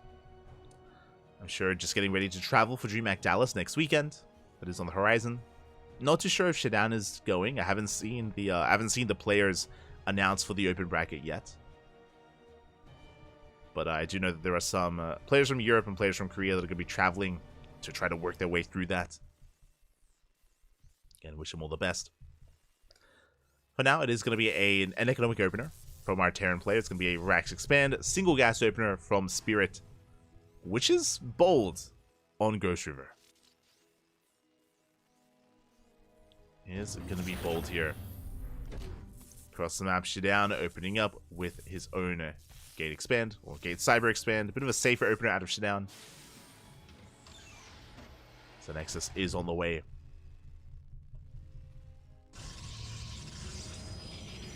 So yeah, we're going to be easing our way into Ghost River. I expected something a little bit more safer, but Spirit, he's known for his greed. There's that CC on the high ground, again, just to be safe. So he won't be disrupted on the low ground. Reaper's moving out, followed by our factory. And we'll see what kind of tech of choice Showdown is going to be working with. Again, we haven't seen as much of Showdown this season. The reason why is because Platinum RH, their roster is now quite different to last season, to last year. It felt like the go-to lineup for Platinum Heroes was Showdown, DNS, and Firefly. It was the three of them, you know, week after week, you know, the Protoss team for Platinum R8. But now with their partnership, I spoke about Spirit's partnership, but R8 Esports has Kellezer. And Kellezer has been here every single week, but not this week. So if everything's okay, as the Reaper comes in, we get a surround. And the Reaper is shut down, but not before scouting the tech. Spirit does confirm the Twilight Council. But yeah, Diego, Kellezer, he has been here week after week. He's been kind of one of the key components of Platinum R8, but this week he's nowhere to be found. I think I would go as far as to say that Kellezer is the ace. Would I say that he's the ace player of Platinum Heroes? I think I do rate him a little bit higher than the others. I think I would. But maybe something came up. As Kellezer's not here today. So we have Showdown rising up to take his place.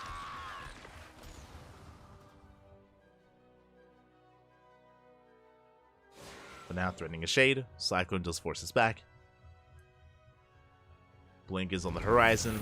We have our second gateway as well. So for now, it's just 2-gate Blink for Showdown. We could double down and go for a third or even fourth gateway, so we'll keep an eye on the gateway count. Speaking of, there's a third gate in production. Okay. So Showdown is going to be a little bit more aggressive. 3-gate Blink will give you map control. Otherwise, very nice control from Showdown. Does avoid those lock-ons. Doesn't quite get the Cyclone. Doesn't lose anything either. Does force Spirit back. Robo's about to finish up. There's that third base for Showdown. Again, it's going to be 3-gate Blink into a third. And we should be able to reinforce. Meanwhile, Spirit's going to be embracing, like many other Terrans, some Cloaked Banshees. The drop coming in from behind. Looks like Spirit, he will catch out this army. One Adept goes down and we're going for the Stalker. Adept commits to the shade. Potentially gets a mule. Stalker goes down. Nice pick up there by Spirit. Cleans up the Stalkers, cleans up the Adepts, and now we're pushing. And Spirit is going into Tank Banshee.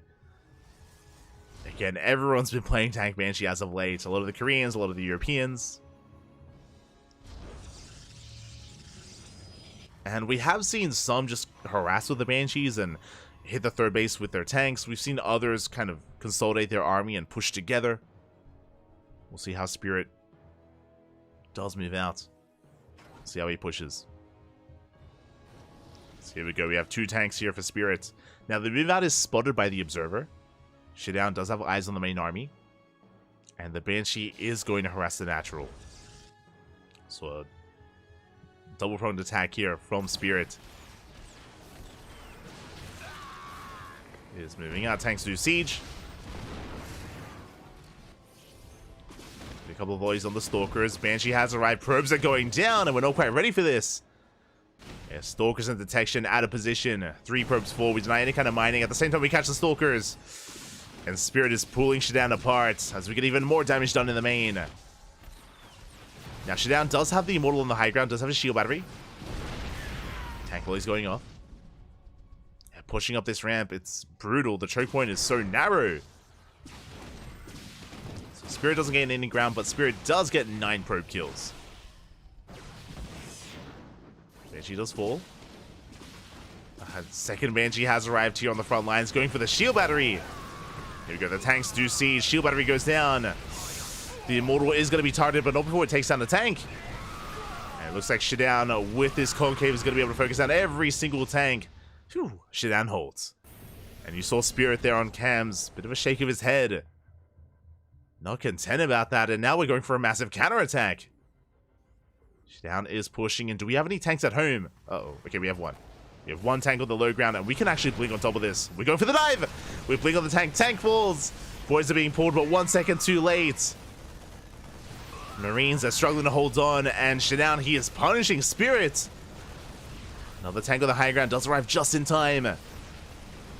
And with the help of this tank, it looks like we should be able to hold on. As I say that, though, we're going for the tank. Oh, the juggling.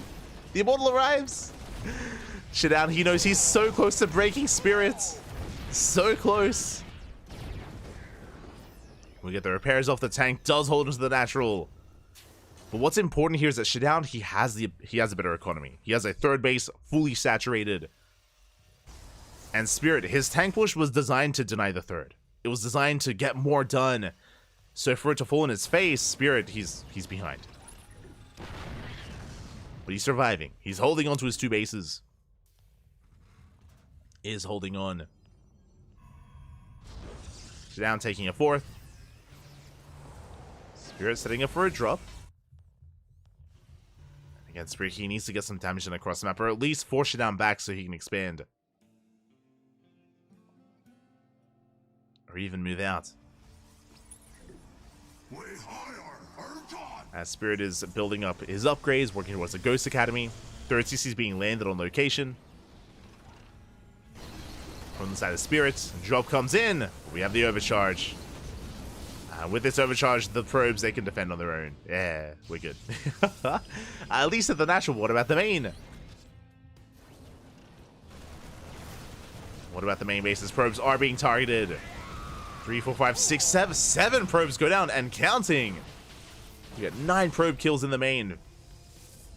Very nicely done. That does even up the worker counts. But the third base is denied. Spirit forced to pull back that third once again. Stuck on 2 bases.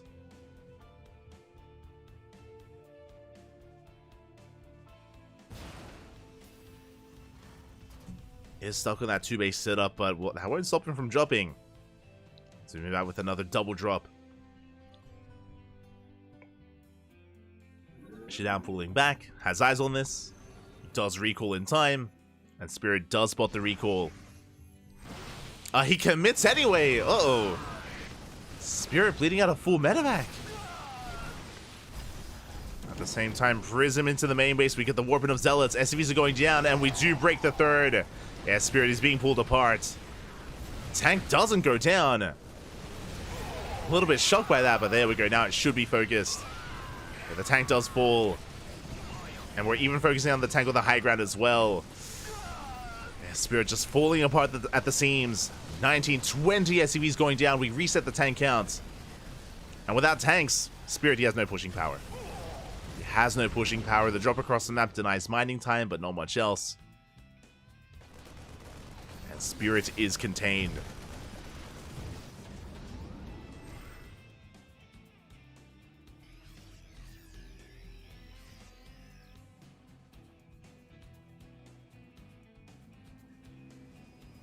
Spirit is going to be contained back at home. And as long as Shutdown doesn't lose too much of the drop, he should be fine. Like, he's reestablishing his army. Storm is on the way.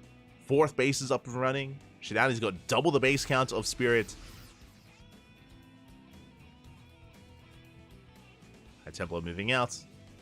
I believe Spirit has 0 tanks left. We drop into the main. Unfortunate supply block for Shutdown. If you're curious why we didn't warp in, it's because we're supply blocked. There we go. 3 pylons on the way. And that's going to be a kill. That's a kill in the orbital. Kill in the 3rd TC. Not like this. Spirit's struggling to hold on. And there we go. The supply block has been broken. Massive warping into the main base. Going for the Ghost Academy. Going for the SCVs. ¿Por qué no los dos? As workers are going down there, we're going to pull back to the production, to the add-ons. My shot goes off. The storm has arrived. And there it is. GG gets called. It's just too much. And Shutdown, with a bit of an upset here, takes game 1 versus Spirit. GG. GG, well played against Spirit. Is a top 3 Terran in Europe, but Shutdown, he does kick things off with a win here, boding well for his team for Platinum R8. Against Spirit is one of the heavy on Crimson Court. 2-0-12 for the 1-1. And in the bottom left, we do have Shutdown for Platinum R8. In the top right, we have Spirit for Psystorm Na'vi. You know what? I actually want to double check. I want to double check our predictions. Did I commit to the 1-1 score? For those that don't know, we are keeping track in our Discord server. We're all predicting. We have a channel for WTL predictions, and we're keeping track and we're ranking each other. It's kind of like fantasy, like football, I guess, where we're all ranked against each other based on our predictions. Oh no, I went for the 2-0. I was a part of the crowd. I remember having a hard time picking. I was so close for the 1-1. No, I went 2-0. Did Yaku go 1-1? No, he didn't either. Who was it? Who went 1-1? It was Papa Panda. Oh my god. Papa Panda. He's crazy. Meanwhile, we're selling in and Shutdown proxy in the natural. Calm down. I mean, he takes the lead in the series, and we are looking to pop off here. We have a gateway right in the natural base of Spirit. Meanwhile, Spirit is going for an economic opener. Once again, it's going to be a Rax Expand. Oh, yep, Rax Expand. Single gas from Spirit, which means it's going to have that much less to work with. And we'll see what Shutdown can get done. The goal here will be to delay the expansion. It's going to be to delay the CC. The Pro being as annoying as possible.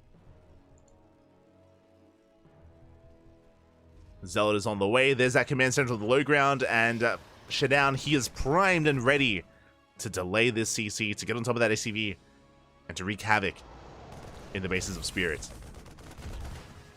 Now, as a reminder, this is not an all-in. This is just designed to get us ahead economically. As we have our first Zealot, second Zealot on the way. It's being chronoed as we speak. Back at home, Shutdown is expanding.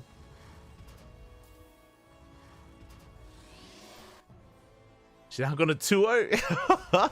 No one predicted for the 2-0, but could pull it off. He could pull it off. It's possible. As the Zealots are revealed, we head for the natural. Yeah, we're going for that SCV. We forced to cancel. Oh my god.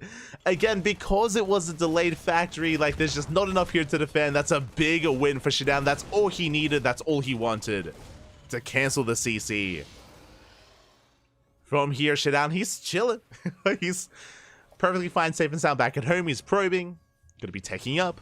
Stalker has arrived. Bunker not quite done. Uh-oh. The Zealot gets knocked over!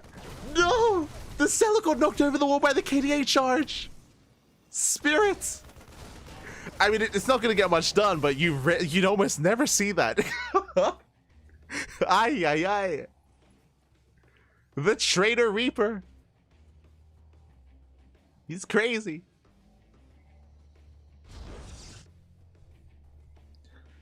Oh my god. It's from here. We have our Twilight Council on the way.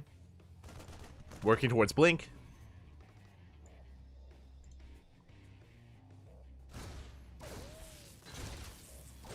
Isolating the Zealot so it's easier to pick off. True. Calculated move, Bobby. Calculated move. True.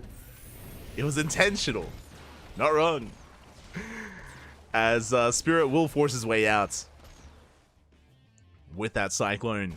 Chasing down the Stalker. Stalker will fall. We get a couple of extra hits on the Cyclone, but should live. It should be repaired. And my apologies. I assumed that it was going to be Blink. It's charge. You know what that means? We're going for a push. That means that Shutdown, he wants to double down. He knows that he has a lead, and he wants to go for the kill. We have a Gateway Explosion. It's going to be 4-gate charge from the side of Shutdown. Prisms on the way. That should be for the Warp Prism to reinforce across the map. A very aggressive follow-up here, and Shutdown, he may just opt not to take his gases at the natural. Just go gasless. Double down on Mass Zealot. This gateway is going to be depowered across the map. But there's the 4th gate on the way. Oh, going Immortal first even. Okay, and we have more gates. We're doubling down. It's going to be a 2-base, 6-gate all-in. We're going to have Immortals. I imagine the port with the War Prism thereafter. And this is going to be a tough hold. It's going to be a tough hold for Spirit. And Shutdown is going all in. Now, Spirit needs to scout. When it comes to this from the side of the Terran, he needs to figure out what's going on to have a chance to defend. We do have the Reaper. The Reaper is being zoned away. The movement. We got some extra hits in. Spirit going for the main, but there's a Stalker waiting. When the Reaper goes down, we see nothing in the main base. It may be worth burning a scan. It may be worth it. Outside of that, Spirit, he's at home, getting into his own 1-1-1 setup.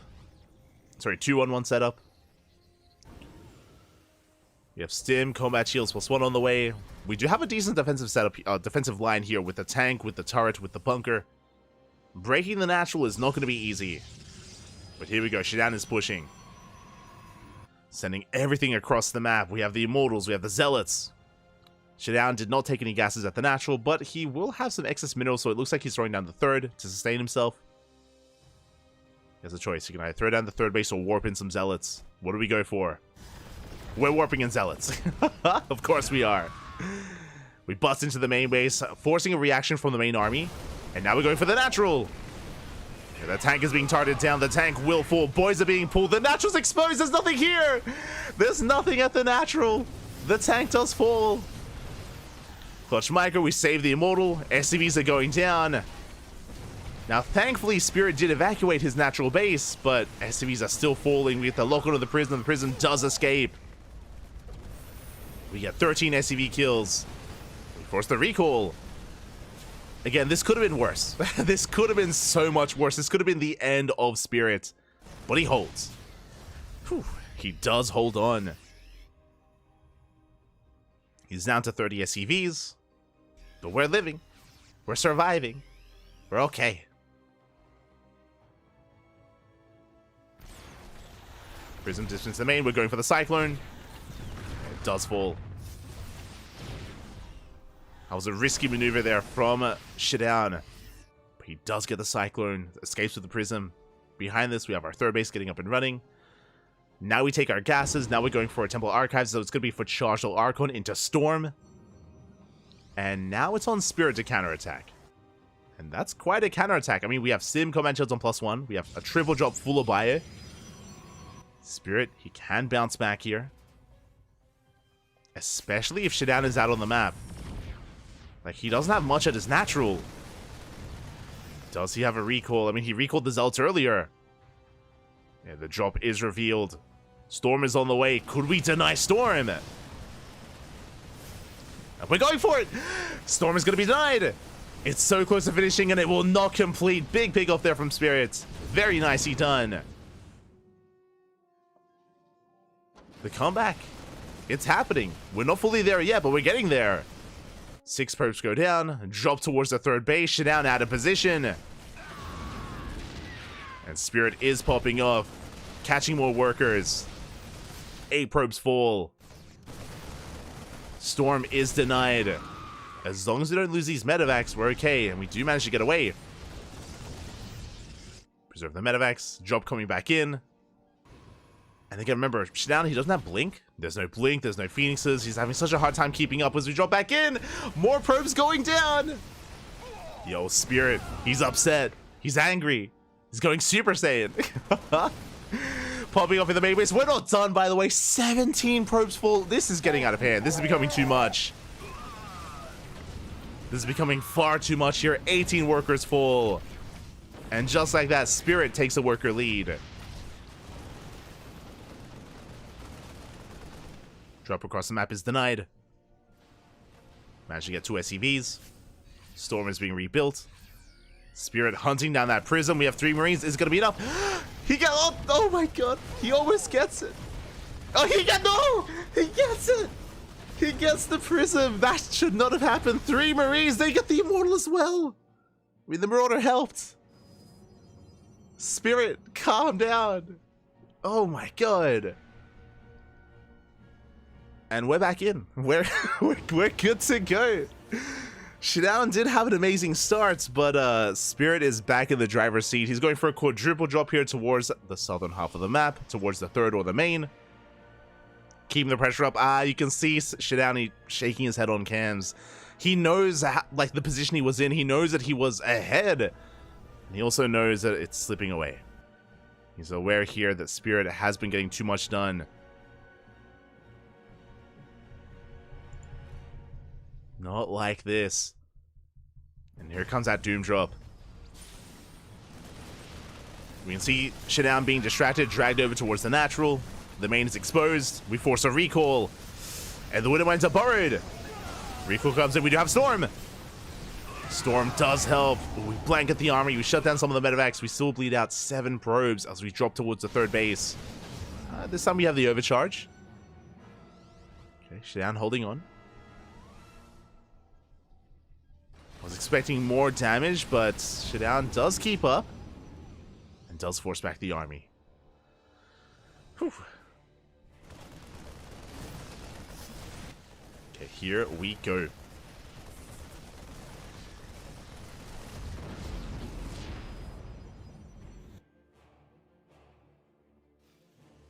As back at home, Spirit, he's fully saturated on 3 bases. He does have the economic lead, and the Terran up in economy against the Protoss is a terrifying thing. Ghost production has commenced. 4 CC on the way. Armory for 2-2. Now, Shutdown, with this move out, he does have Storm. If we can land the perfect Storms, and so far, not bad. Massive Storm in the army. And another big Storm! We can still pull this off! We have 1 Storm left! 1 remaining, and there it is! We break through the main army. We're busting into the mineral line as well. Oh, another final Storm on the SCVs. And Shutdown, he's still in this. Oh, did see some big mine shots going off. We're down to a handful of Soldiers, down to 1 Archon. 0 Storms left. But we get 18 SCV kills. Archon did fall. It looks like Spirit, he's barely holding. Forces back the army. Reinforcements have arrived. Shutdown, he's not satisfied. He wants to keep going. I mean, he needs to. And we have to evacuate the third base. Stalkers have arrived. Shutdown not going down without a fight. Not going to just throw away his lead. Nah, Bafi, let's go. Again, he knows he was so close. Still close. We get out a Stalker. Widow Mines are being cleaned up. EMP on the Stalkers. Oh, we do have to respect that. We have to respect the Marauders. Pulling back. Prism has arrived. We can reinforce. We can warp in. I believe the High Templar, they need a little bit more time for some Storms. So Shutdown should be lying in wait here for that energy. Yeah, the High Templar, they do get into the Prism. They are picked up. Spirit trying to reestablish that third base. There are two Widow Mines here, lying in wait. We get some decent connections on the Zealots. Good kiting as well. Here comes the Storm! Oh, they graze the army. But not the Storms we're looking for. A much better Storm towards the end. We stand in the Storms. We go for the Warp In. We deny the Warp In! Spirit barely sniping the Prism. And once again, he holds on. Oh my god, if that Warp In had finished, Shidan, he would have broken this. As Spirit has barely anything left. And Shidan, he backs off. He's expanding. He's backing off. He's expanding. We have the Bay on the way. Blink is finishing up. Spirit survives. And we're still not out of the woods yet. We're still such a tense position here for both players. Like, Shidan knows he's so close to breaking Spirit. But Spirit, he won't be broken. Working towards +2, building up his ghost count. Third base getting saturated. No forced CC yet.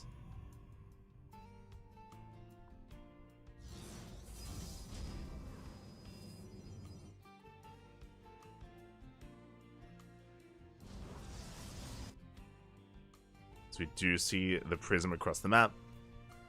We can ignore the Storm, it's fine. Prism does get across the map. Getting ready for some Zealot harass. But again, Spirit, he's just fortifying himself with turrets, with the sensor tower. Does miss the War Prism. So we can slip into the main. Oh, I see. We did lift up the main base. So not that much to get. Not that many SCVs to kill. Zealots are dropped in. Spirit pulls back. As the main was lifted to take as a fourth. You can see it on the mini-map. So, Spirit, he's able to maintain himself. Again, Spirit, he may be down in workers, but he has mules. So, honestly, Spirit has a slightly better economy, especially with the fourth base getting up. That's why it's so important here for the Prism to get some damage done. The Warp In will complete. Prism goes down. We get Zealous in the main. And now we have Colossus. Now it's not just about the Storms. We have Colossus. Jumping force back into the main.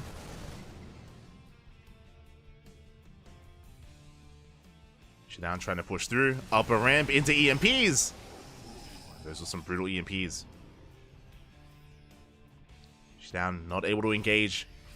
Fourth base now getting saturated.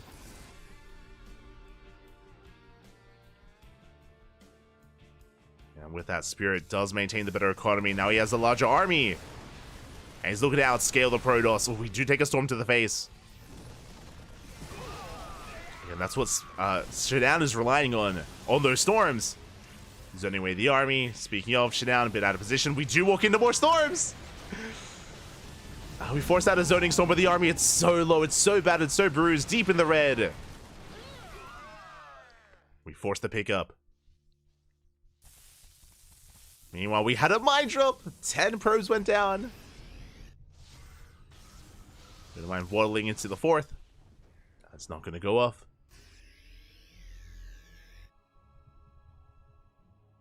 The army has arrived. Colossus count slowly getting higher and higher. Likewise, Spirit building up his Vikings. The fourth base so far untouched. I'm not actually sure if Shidan has spotted the fourth. I think he's aware. And again, it takes so much to actually apply pressure there. It's not even a planetary. It is vulnerable to War Prism harass, Zealots, a push.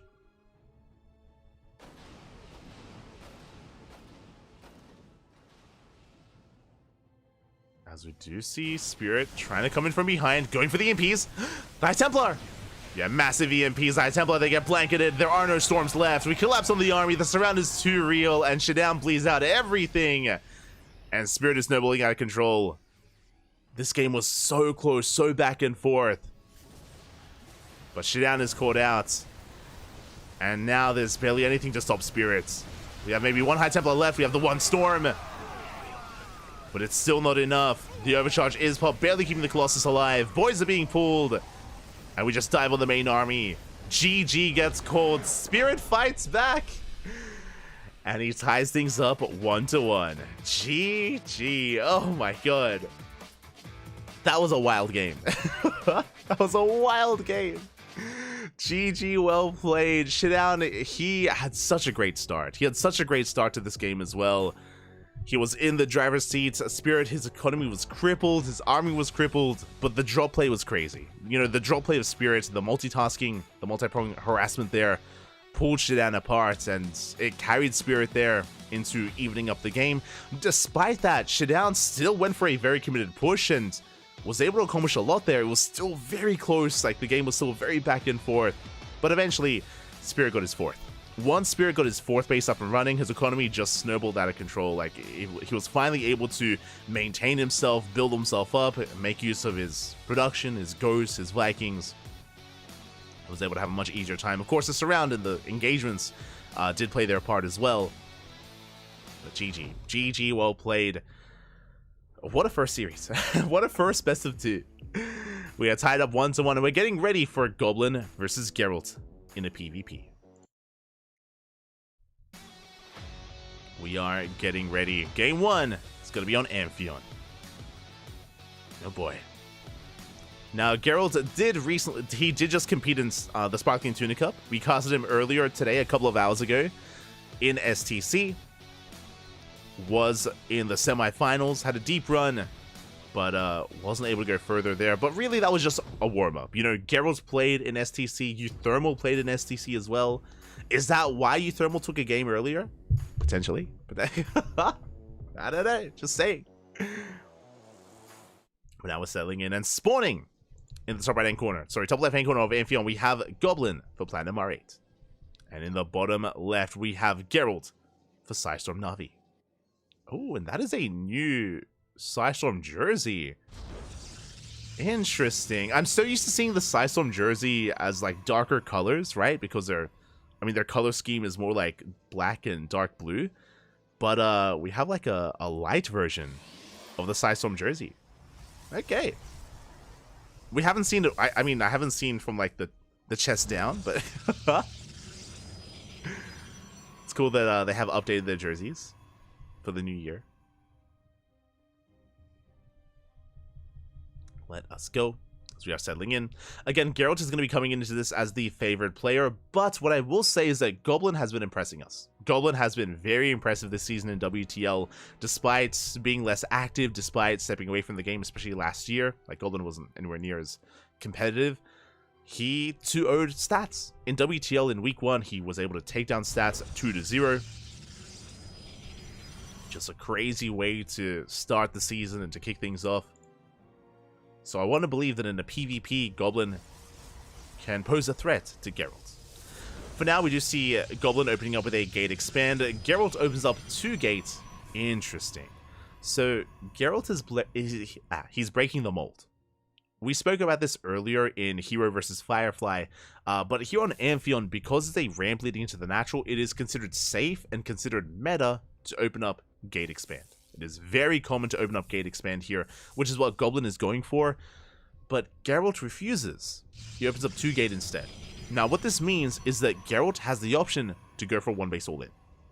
He has the option to go for 1 base all in to try to punish Goblin and try to break him and try to punish his economy. We'll see if he commits. Meanwhile, Goblin going for a Stargate follow-up. Again, this is the same opener that we saw from both Firefly and Hero on this map. It's going to be a Stargate followed by the Nexus.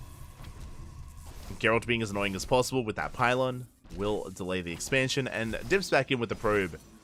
Again, delaying the Nexus for as long as he can. Now we can see that Geralt has not moved out with another probe. So there is...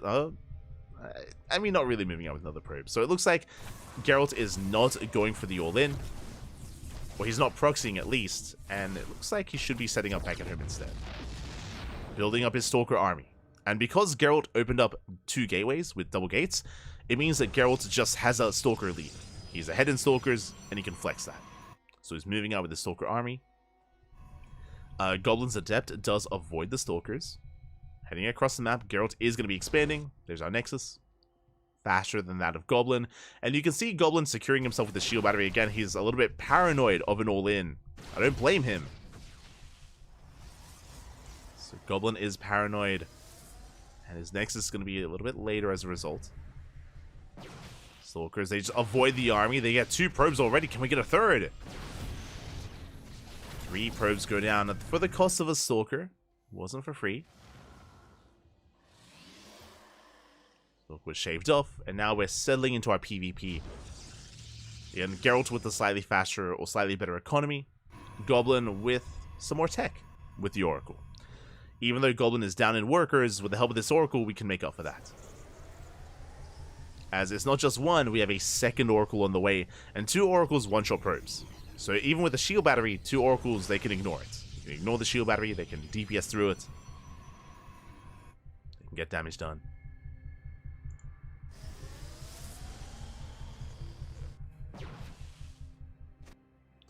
So Goblin needs a 2-0. I mean, kind of. I mean, if you have no faith in... what do you mean? If you have no faith in Nickrack, I guess. Aye. But here we go. We do get 2 probe kills. Oracles, they dip into the main. And we spoke about one-shotting. 8 probes go down. And the Oracle will escape. Very nicely done here by Goblin. What was that worker lead that you were talking about? Nah, Bobby. 8 probe kills. Goblin takes the lead.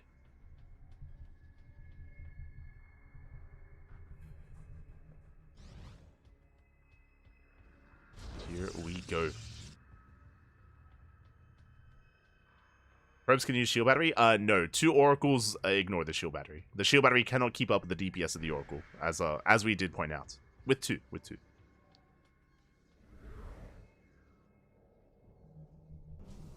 As you did see. And with that, we do see Goblin chilling back at home, working towards his own Blink. Gateway Explosion on the way. Both players working towards Blink Stalkers. And now Goblin is the one with that worker lead, with the better economy. And he's looking to maintain that. Going for a faster 3rd.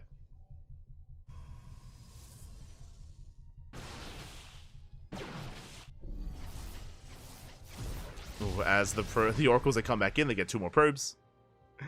We weren't content with our worker lead. We wanted to extend it. 2 more probes go down. Geralt's now up against the wall. Ooh, bleeding out a Stalker.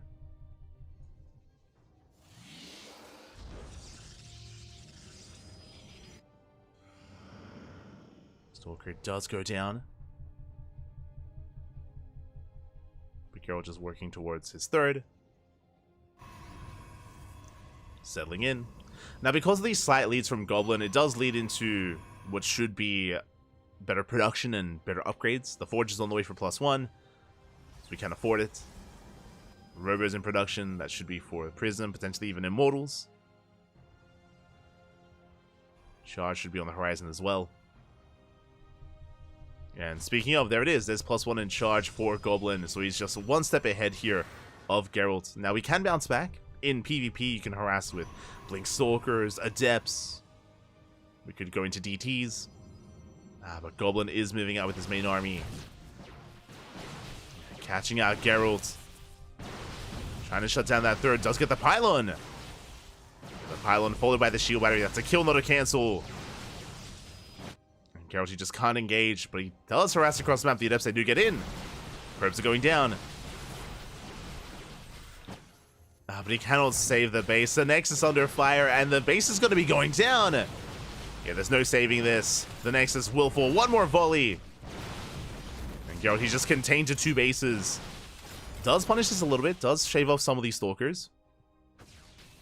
But Goblin, he can just race back home.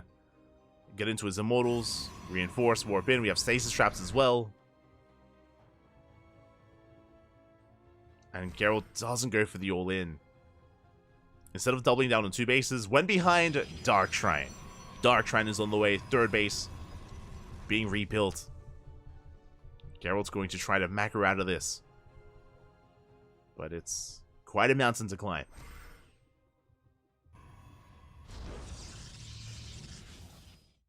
So in chat, whatever happened to Blink Stalker Disruptor meta? I mean, it's still there, but that's once we establish ourselves, like on a 3 or 4 base economy. We're not there yet. You have to earn the Blink Stalker Disruptor. It's not easy to get there. As we do see Geralt rotating into the main base, he does slip in. Uh-oh. And these pylons are going to be going down. The Otosis pylons even. We do depower +2. We depower the Robo. Stalkers slipping into the main. And we're going to bleed out a couple of Stalkers, but we did at least drag Goblin back in. And there we go. Glaives are on the way. Geralt, he has to be committed here. Glaive and Epps, they do a great job at diving onto armies and buffering for your immortals. Likewise, if they shade past the army, they can get a lot of economic damage done. So we're going to have DTs and Glaive and Epps here from Geralt.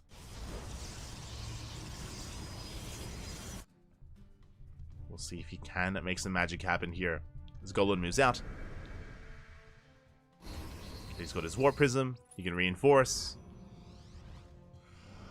Geralt does have 2, soon to be 3 shield batteries. Sorry, 2 shield batteries and a cannon at the 3rd. We are pushing in. The Immortal looking a bit exposed. The Immortal goes down. A good engage there from Geralt. But the reinforcers, they come in from behind. We get a full surround. And Geralt, he bleeds out far too much. Stalkers are falling. We have the overcharge. Goblin respects it. He's going to wait out the overcharge. We'll wait it out. Glaive's still on the way. And Goblin, he's got, what, a 20 supply lead. Going for the Robo, will snipe it. The Robo goes down. We bust into the natural base as well. We're trying to set up our own surround here, but again, numbers are just in favor of Goblin. And with that Warp Prism, we can just reinforce. Boys are being pulled. This will force Goblin out of the natural. Does force him back.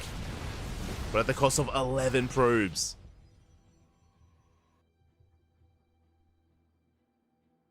Goblin actually expanding back at home, getting a 4th. Building up his production. He doesn't go for a warp in, so really patient play here out of Goblin. He doesn't try to force the issue, he just backs up. He's working on +3, extending his lead. Working on our own Dark Shrine. Let's go. And you may be wondering, what happened to the Dark Shrine of Geralt? Well, it finished. We just haven't really made use of it yet. We do have our first DT morphing in, and you can see it on the minimap there. The DT is walking through the center of the map. Do we have detection? We do. Oh god.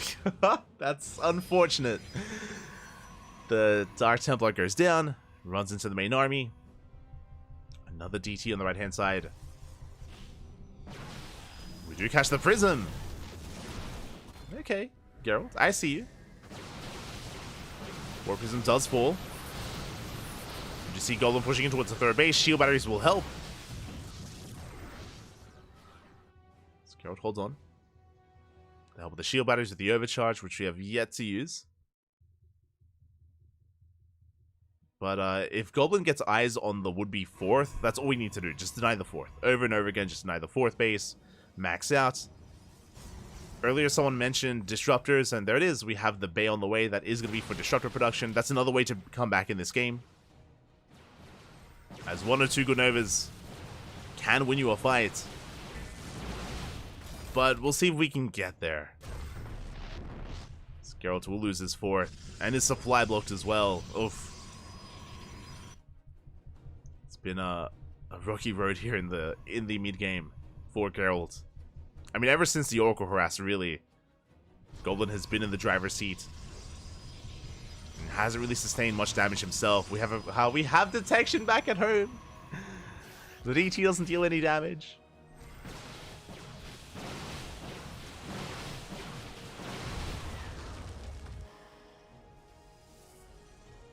Oh my god, and I assumed it was going to be Disruptor, but no, that is Colossus. Skillus, is that you? Colossus on the way. That is interesting. I remember Skillus used to be quite fond of this, going Colossus in PvP. And we have seen this, I think there was a Korean that did this recently as well. It wasn't Nightmare. Was it Classic? Maybe. But the way this works is that Colossus, they're kind of like a backbone to your army, and they're like an alternate Archon, where they can do splash damage, they can help deal with Zealots. That is true. It's a very unique tech choice here from Geralt. That can help support the army against a gateway composition. They do struggle if Goblin went Disruptor, right? If we had Disruptors versus Colossus, the Colossus, they just melt. They don't do too well there. Colossus is revealed. And we're doubling down. We have 2 more on the way. But Goblin has maxed out. Geralt attempting to stabilize. Getting his 4th. This is where I have to be a little bit concerned. Tech-wise, Goblin has been sticking with Pure Blink Stalker. He hasn't tried to go into Sky Toss or Disruptors. We've been committing here, and we have +3. True. There we go. Now we have 2 Robos on the way. Now Goblin is transitioning. 2 Robos and the Bay. This is a late tech choice from Goblin, but at least it's on the horizon. At the same time we dive in, we have the overcharge. Geralt should hold.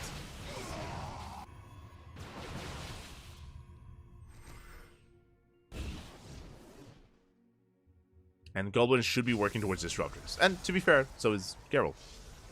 Both are doing the same. We have our initial Colossus. Soon going to be about the Disruptors. Could be blinking on forward. We dive on the Colossus. Ambitious dive here from Goblin. And he's going to get 1, but that does cost him quite a lot.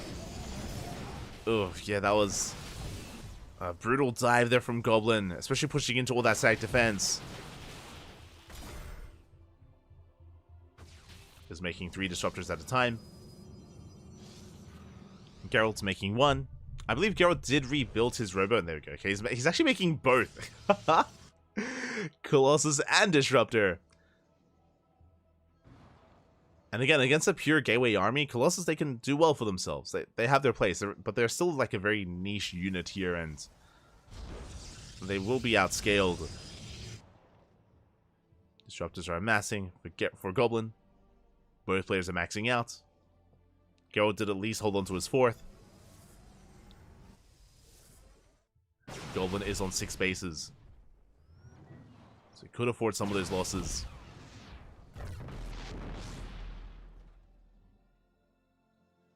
Let's get the Observer. Breaking in.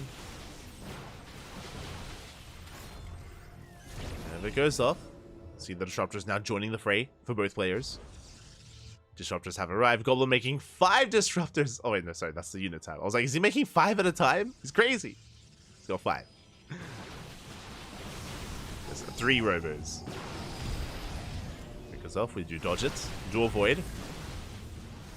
Oh, Blink was on cooldown. Raising the army. And Goblin's still keeping those Disruptors in the back line, trying to bait the army out. But Geralt doesn't take the bait. Doesn't overextend. Meanwhile, in the main base, Goblin going for a massive DT warp in. Forcing a recall. Disruptors moving forward. Oh no! Oh my god. That was so close. As we connect, we take down Geralt's Disruptor and we connect with the Colossus. Massive connection! The Colossus, they take so much damage, they're exposed as well. And we go for the dive. We can go for the blinks. We get 1, we get the Immortal, we get the second Colossus, and now we're down to 1. The Bay has fallen. And Goblin, with his better economy, he can take some of these losses. Can remax. Geralt's less so. As we deny the 5th.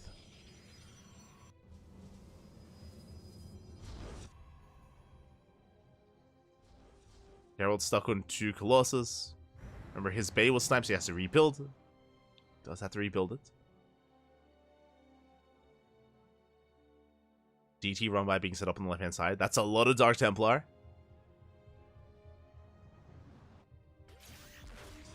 Here's a lot of DTs. We don't have an Observer, but we do have Revelations. Nova's going to be going off, zoning away the army. Are we paying attention? No! We're not looking! Massive connections. Goblin losing almost every single Disruptor. One final Nova goes off. We trade Disruptors for Disruptors. That was a big connection for Geralt. And have we clawed our way back into this? Goblin still has a massive bank, but it's a mineral bank, not a gas bank. It's got 4,000 minerals. And barely any gas. Oh, it looks like Geralt just realized that he lost the bay earlier, so he's rebuilding the Robo Bay now. That's quite a late tech. As Zealot warping into the main. Geralt, it has to respond. He does have to respond, he has to pull back.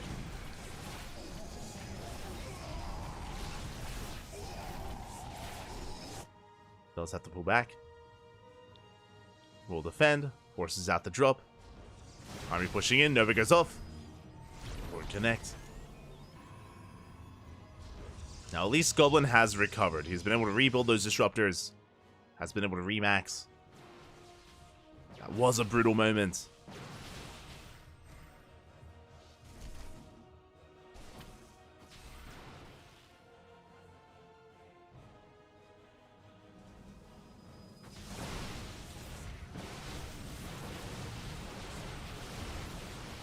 As Goblin going to be trading in. Poking into that army, not committing. Don't want to commit yet, not into that. We have a wall of cannons. This DT run by shouldn't get much done. Goblin will defend. As it's going for a big counterattack. Going for the 5th base. Making sure that it does not get up and running. They can always recall. Yeah, the Nexus is going to fall. And he can just blink on back. Disruptor coming in to flank the army. Oh! Ooh, nice connection. This Goblin wasn't quite ready for it. We still have our back and forth. Goblin still with a massive Disruptor lead. And he can flex that. Just zoning Geralt away.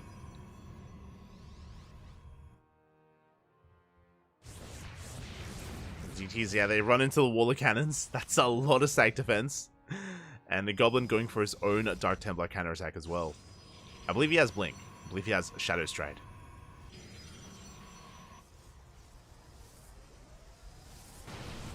Oh, as the army's caught out of position. Yeah, Goblin going for the center base, going for the 4th. And Geralt cannot push up this ramp. You cannot push into those disruptors. He's going for a counterattack. Chaos does ensue. Geralt trying to go for a backstab as well. Disruptors in position. Novas go off. Decent connections. Ooh.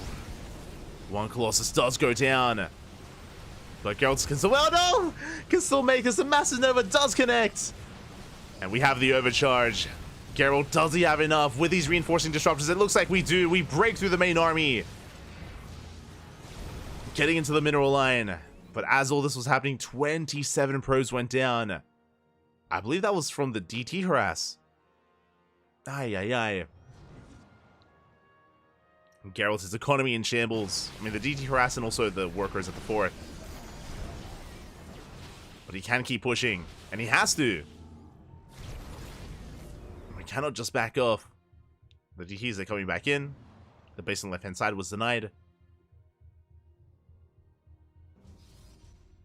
Waiting for their moment. And even though that wasn't a bad fight for Geralt, like, again, he has no economy, he cannot sustain himself. Goblin is already remaxing. He's got minerals and gas to work with. And here come the DTs. The Invisible Man is here. Looks like we saw a good connection, but yeah, the DTs, they bust into the natural, they go for the kill on the Nexus. And we can break into the main. And Geralt, he just cannot keep up with this. You can see him shaking his head on cams. Disruptors are going down. Clutch Blink.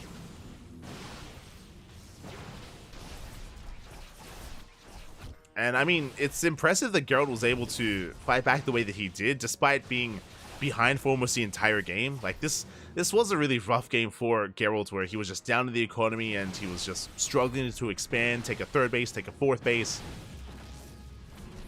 Geralt has been on the back foot.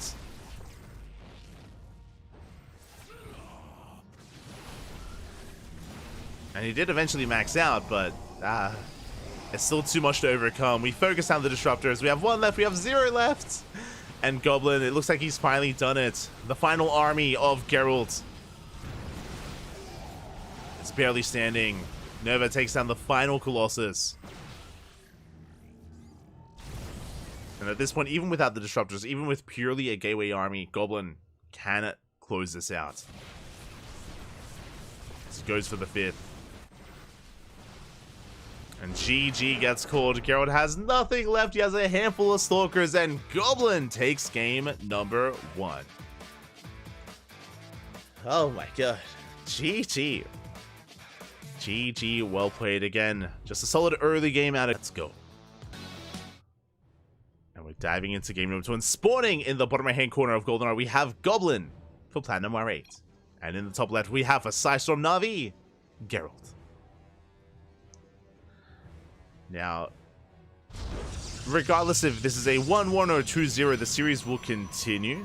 We do still have Nickrat versus MaxPax on the horizon right after this. But as you can imagine, you want to give your team the best chance possible, especially with MaxPax coming up next, as he's the best Protoss in all of Europe. And Nickrat is going to have to be on his A game to take it to MaxPax. He's going to have to be on point.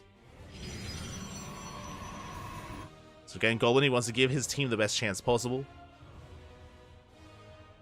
to take said series. Meanwhile, Geralt, likewise, wants to put in the work as well.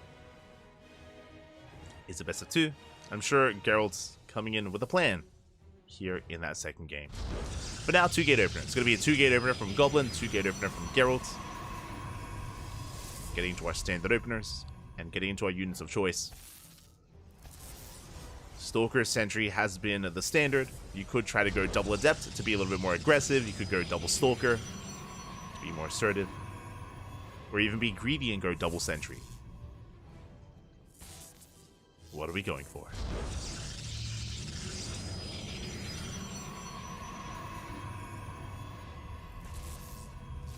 Here we go. As for now, we do see Geralt just getting an eye on things, getting a read on the pylon positioning, making sure that there is no proxy. Likewise, Goblin does the same, so there is no hidden pylon on the map. There is no proxy. There is no all-in. Not yet. So both players looking quite safe. And we should be looking to expand. It is going to be Stalker Sentry from both players. We do have our Stalker Sentry openers, very standard. With our Sentries, we can of course scatter across the map with hallucinations. And with our Stalker, we can be safe against earlier aggression.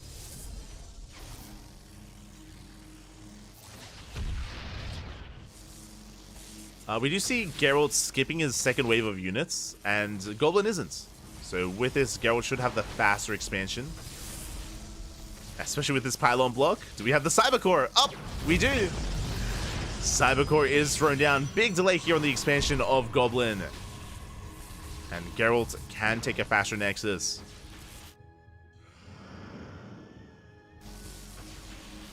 See, Goblin forced to make an extra wave of units. Extra Stalker, extra Sentry. Cybercore should be cancelled, and it is. But the Nexus timing is actually quite similar to each other. It is slightly faster for Geralt, but not by too much. Meanwhile, we do see Geralt going for the Twilight Council in the main, working towards Blink. Meanwhile, Goblin not going for a Blink, going for a Robo instead.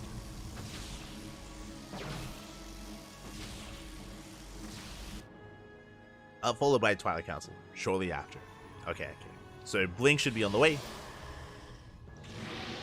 With this faster Robo, we're going to be a little bit safer. We have access to earlier Immortals. We have access to earlier Observers.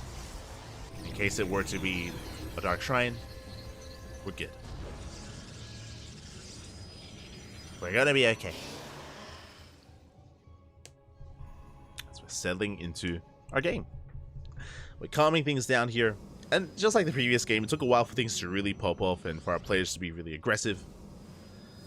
Goblin is not going for a Blink, by the way. Oh my god, I spoke about how, he's got a faster Robo, so he's safe against DTs. It's for the Prism because we are going for a Dark Shrine. Goblin going for the Invisible Man. Meanwhile, Geralt back at home does have a robo on the way, thankfully. So Geralt has access to detection. There are PvPs where a Dark Templar shows up and the game just ends. The game just straight up ends then and there. We've seen this time and time again. That should not happen here. Now, what's important, even though Geralt has access to an Observer, DTs can still get damage done. Observers are slow. Observers are slow. They can be recalled. We have seen this before. We recall the Observer back home to defend. But even with that, probes can go down. Hallucination comes in. We confirm the Dark Shrine. Geralt sees all. He knows all. They should be preparing back at home. Meanwhile, Goblin does not cancel. Again, there's no reason to. Even if you get scattered, you can still get damage done. Your opponent is going to be on notice. As Geralt is taking a third. And Goblin has to rely on Immortals. Now, because Goblin skipped Blink, that's what we have to focus on. Just Mass Immortal to make up for our less mobile army and a smaller Stalker count. So Goblin is going to be the defender. I say that he is actually moving out, denying the scouts. Bold move here by Goblin. And we're actually morphing in Archons. Okay. Archons and Immortals are reinforcing. And we're moving out across the map. Can we deny the third? It's going to be difficult. The ramp is quite narrow and Geralt has his own sentries. He can force field the ramp. But he's moving over towards the right-hand side. Okay, we have to be careful. Goblin moving in. The armies just spot each other. Decent force fields. We do blink away. Blink is on cooldown. We have a shield battery at the natural. Immortals pushing in. We cannot juggle our units with that War Prism. Forcing back the army. Overcharge has yet to be used. We dive on top of the Prism. Prism is going to go down, and Goblin, he's stuck here, he's trapped. Immortal coming in from behind, and Geralt, he should be able to clean this up. I say that, he's forced back once again. But he will hold. Will be able to hold on. Did pop the overcharge. Ooh, some rough control out of Geralt. Trying to chase down that Stalker.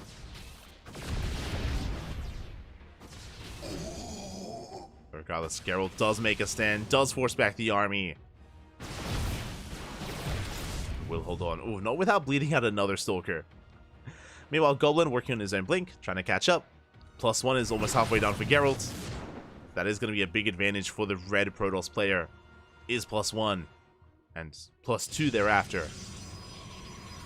So Geralt has the upgrade lead. Meanwhile, Goblin pulling back, catching up with his own.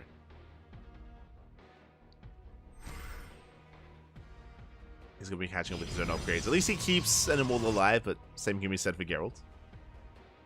Immortals are kept alive.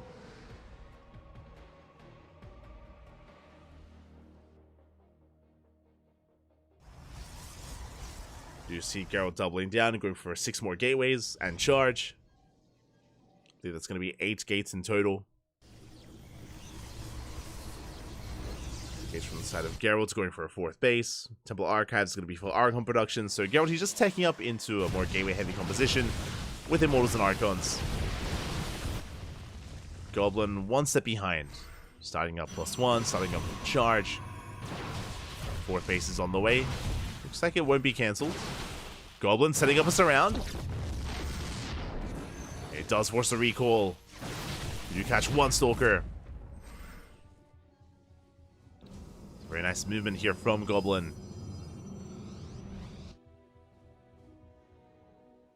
So he does move out with the rest of his forces. Geralt getting ready at his own 4th. There is no shield battery. No side defense yet. But the army's in position. Goblin forced to move back. We're going for the Immortals. But we do save them. Good juggling here from Goblin. Does keep them alive. Does keep them safe. Geralt's having a hard time engaging. A lot of his Immortals they actually weren't able to fight. But with the help of these charge lots, we force back the Stalker army. They don't catch the Immortals, but the army is forced back nonetheless. And Geralt does hold. And he does outtrade his opponent, bleeding out mainly Zealots for Stalkers. Geralt maintains his base. At least the Immortals are kept alive. They're going for a drop into the main. Risky move here by Goblin. Oh, meanwhile, Geralt, after winning that fight, he has momentum on his side.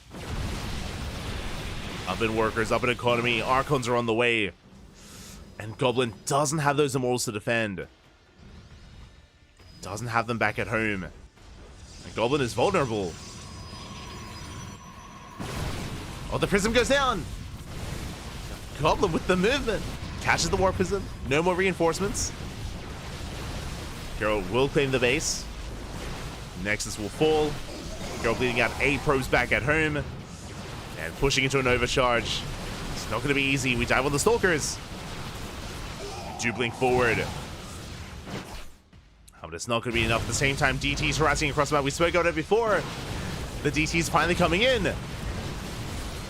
Goblin catches out all the Immortals. He catches the Archons as well.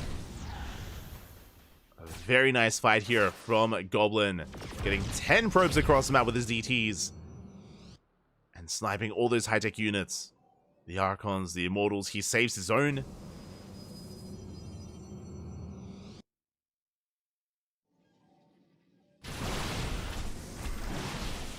Has to be careful to overextend. Has to respect the army. Oh, as we're bleeding out Stalkers for Zealots again. Less than ideal.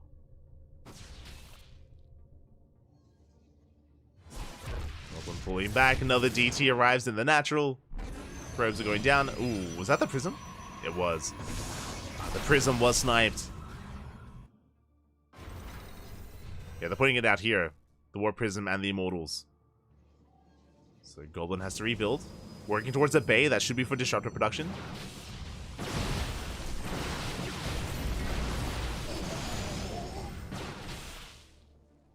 Bay is on the way for both players. So both players are building up towards Blinkstalker Disruptor. I mean, I'm assuming it's going to be Disruptor from Geralt, but he did show us he was a bit of a Colossus enjoyer in the last game. I mean, again, it has its place in PvP. Just not amazing. Geralt getting into a second robo. Dark Shrine is on the way as well. I'm sure now aware that DTs can be so annoying to deal with in a later game.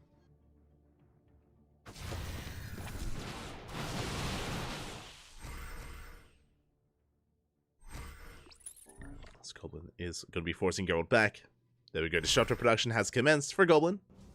I'm still tentative to say that about Geralt. Do we go for the Colossus again? It is! Oh my god. We have Extended Lances on the way. Colossus production will be commencing for Geralt. If Goblin wasn't already going for Disruptors, then I wouldn't mind this. But I am concerned. For Geralt.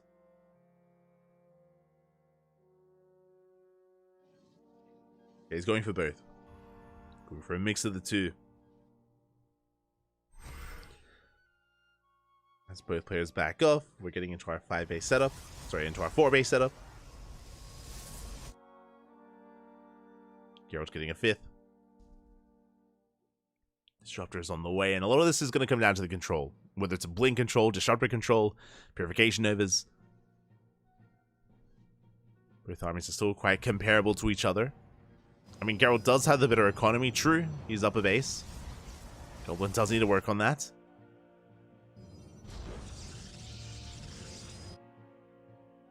Does need to make sure he doesn't fall too far behind, as there we go, now working on his own 5th.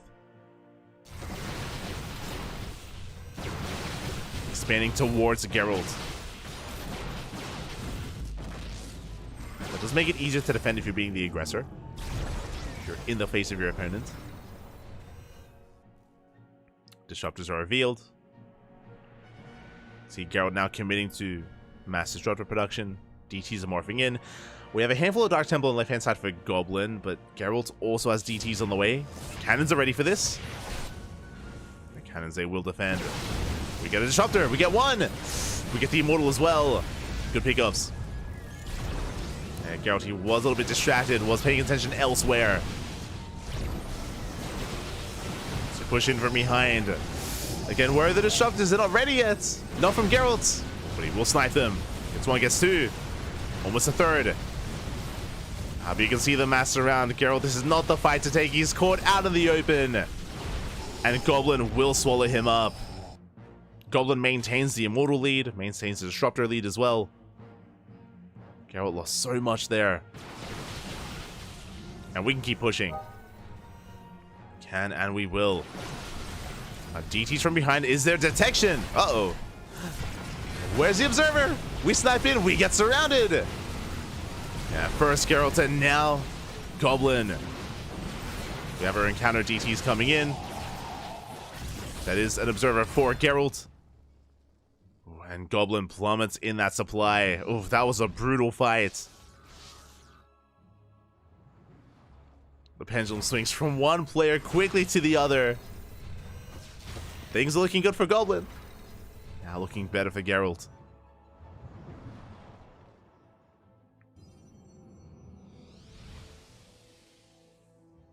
As Goblin has to back off, he has to lick his wounds. Does still have a lot of disruptors. There is potential here with Goblin's army. Does have potential. But his fifth was denied. Top right end base was shut down by the DTs.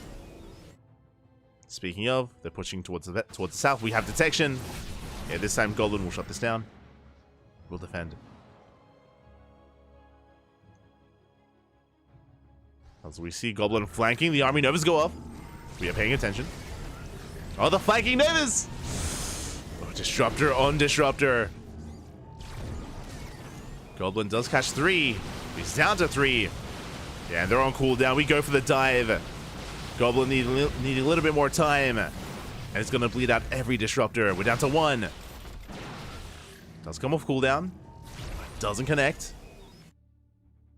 At the same time, Goblin going for his own DT counterattack will deny the Nexus. But Geralt, he's focusing on his main push. He doesn't care. Not anymore. And he can commit. We can keep going. Gonna rotate around, playing it safe, waiting out the overcharge. Catching some zealots. But pushing up a ramp into disruptors, it's not gonna be easy here. We're back up to 3. Never goes off. Oh, we're not quite looking. Geralt does take a Nova to the face. He's rotating around. Goblin keeping up. More disruptors on the way. Oh! Facing the army. Catching some stalkers. Geralt's still maxed. You can see he rotated to deny, or as he bleeds out the disruptor. He rotated to deny the 5th, but there is none. Is no base. Oof. As instead we go for some DT harass, and there is an observer on the way. So Goblin will defend. Despite that, 5 probes go down. And the DTs get the hell out of here.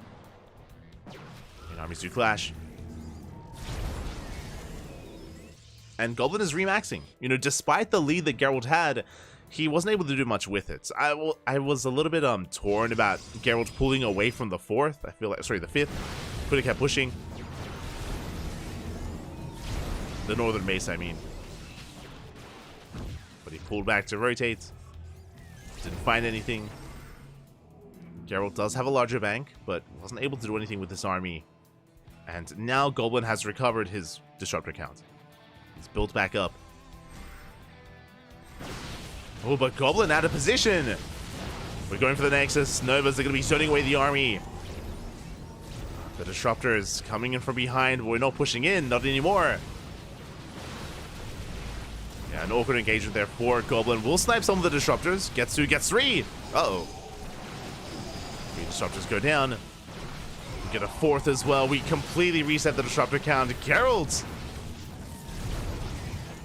He's the one getting caught out instead. And the base survives. The Nexus does live. Does stand strong.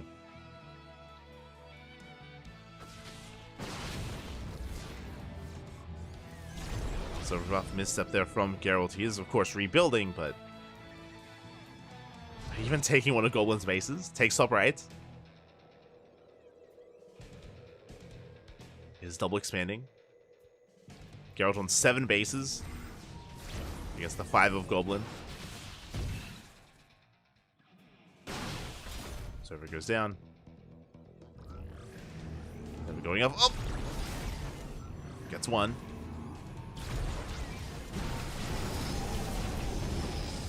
And Geralt forced to recall. Gets caught out for a moment. Will defend. Does hold on to his base.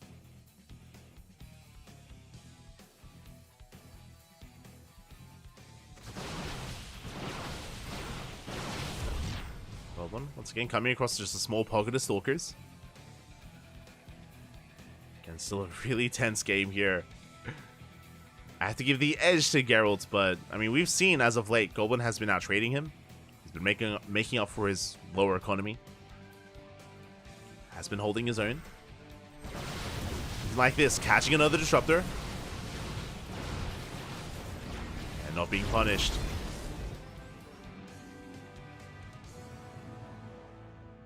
Now, no one has gone for a Skytoss transition yet. I have to levy this a little bit on Geralt. Like, because of his economy, Geralt, he does have enough to throw down a Fleet Beacon and some Stargates and potentially work towards Carrier or Tempest. That is available for Geralt, not so much for Goblin, because Goblin doesn't have a bank. But that is an option if we wanted to go for it. For, like, the ultra late game PvP.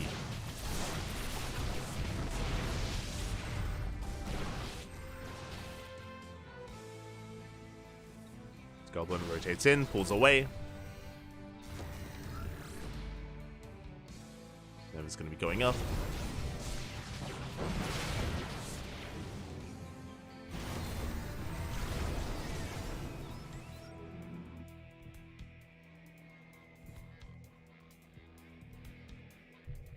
It's all about the Stalker Disruptor. So I'm confused about the lack of Zealots. Zealots don't trade efficiently.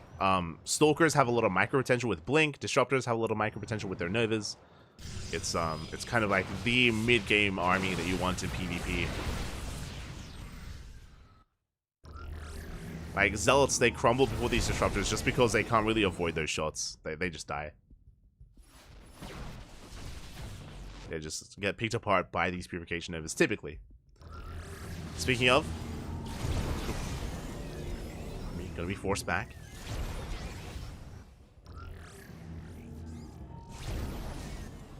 We do see Geralt trying to collapse on this army from multiple angles. Instead, he gets caught out. Disruptor goes down. Nova's going up. Good split there by Goblin.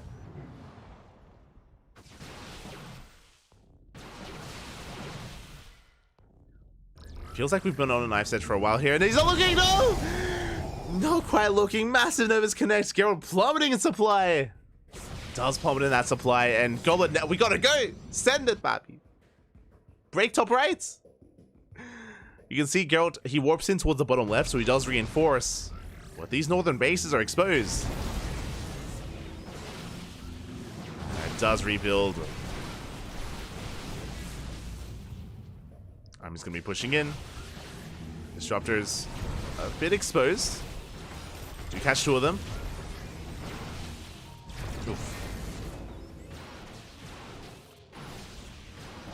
And as we did drag Geralt out of position, DTs, they run into a wall of cannons. So, never mind. We have a wall of cannons and shield batteries. We're good.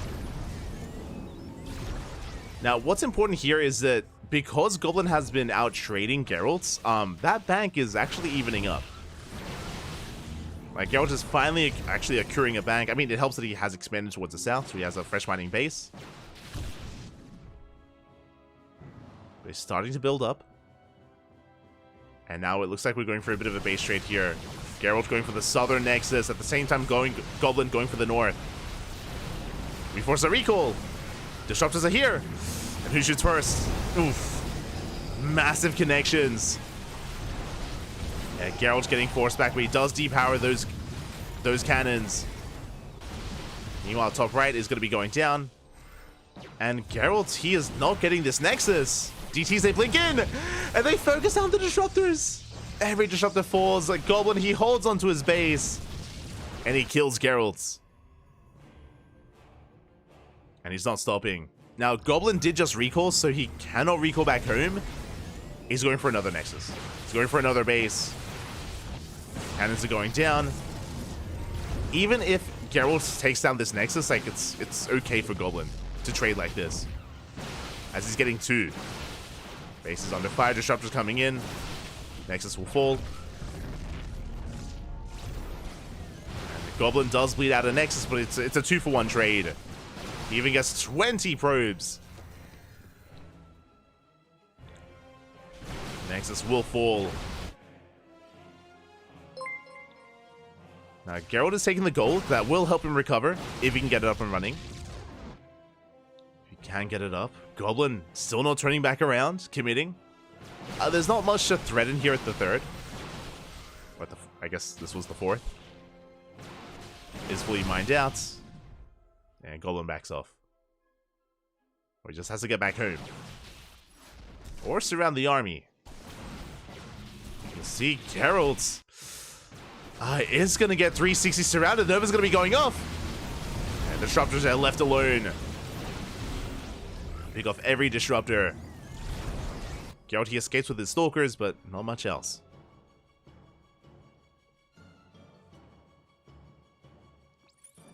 Geralt has been burning through his bank.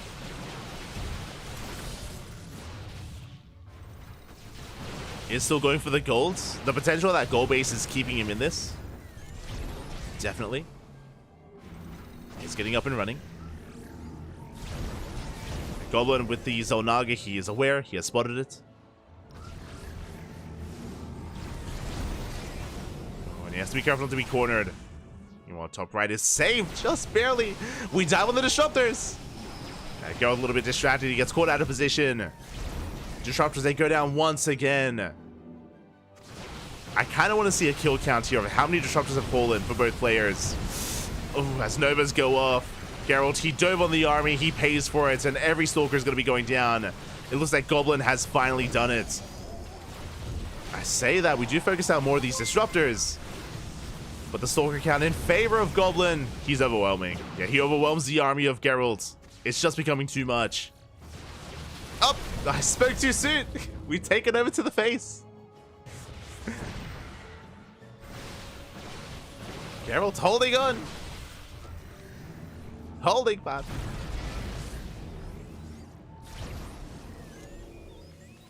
And hey, he holds on to the gold.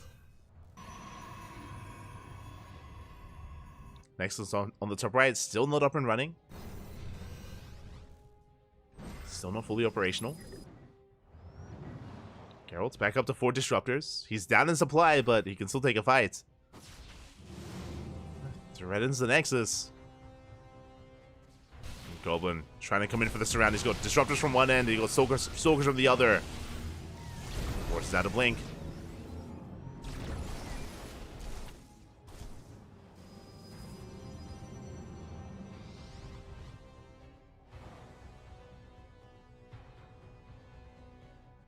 Let's force out that blink. Go rotating back around. I can't quite push in, not against all these Disruptors. And Goblin, we're going for a base. We're going to catch some reinforcements, but this is where the wall is set up of cannons and shield batteries. We catch out Goblin. Couple of Stalkers go down. Jesus, last second splits there from Goblin. Oh, but that splits, Pappy. Let's go. Avoid the shots. We finally get top right up and running. The Nexus does live. We do saturate.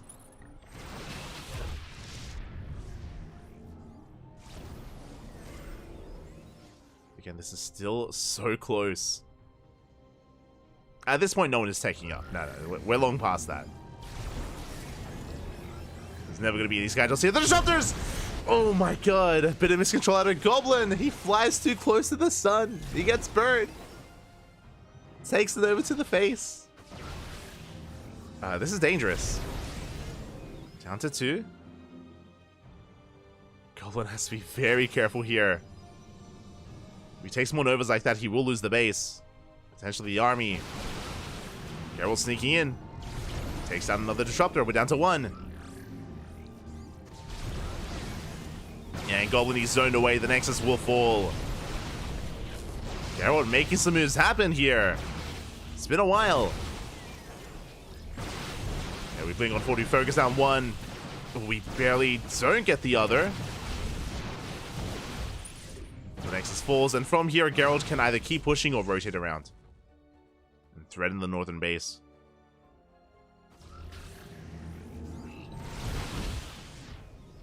It's going off once again. The gold is actually running out. We have to be careful. Geralt needs to maintain himself. Still hasn't retaken top left. Or center. Top base. Yeah, you know what I mean. That base. Yeah, that one. Goblin coming in from behind. Does get a couple of disruptions, but ooh, he eats some to the face as well. The Novas go off. Geralt with a dodge. But he bleeds out every disruptor. Archon's coming in to help buffer. I believe those were DTs. I mean, they're helping. Reset the disruptor count. Goblin taking a good trade. Forcing back the army, but that's a lot of Blink Stalkers. Yeah, the concave is brutal. We cannot push up this ramp. It's not going to happen.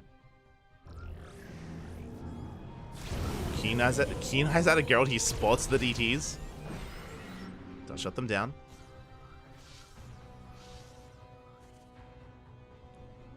But at least after that fight, Geralt, he's deterred from going to the top right base. Like, he's forced back. So Goblin still has it up and running. Still mining. Hasn't taken the gases, which is concerning, but oh, we just dive on the army. One Nova connects, but only one. And Geralt just trying to brute force his way through. Just catching an Archon. Geralt taking Goblin's base here. Will take his Nexus. Again, at least Goblin has that northern. It's keeping him in this. Oh, but here come the DTs.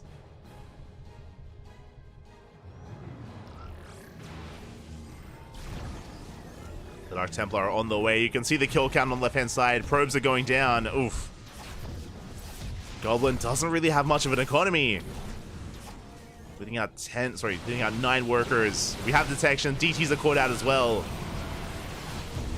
Nova's going off. We catch the Stalkers, and Geralt, it looks like he has broken through. Dark Templar go down. No more disruptors for Goblin. Here we go for the aggressive blink. GG gets called, and Geralt fights back. Oh my god. GG.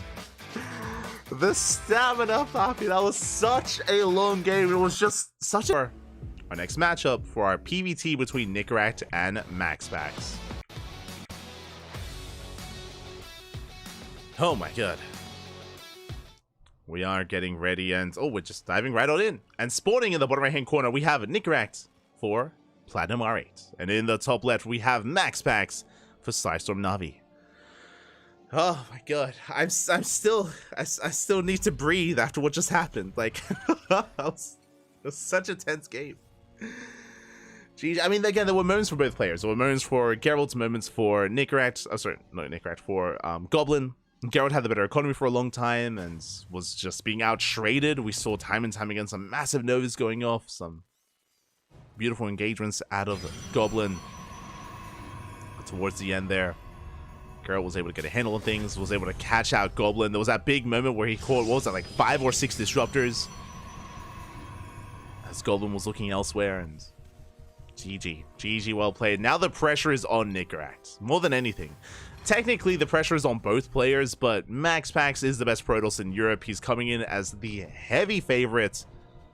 Can Nickracht take a game? That's all he needs. Can he take one game to force the ace match?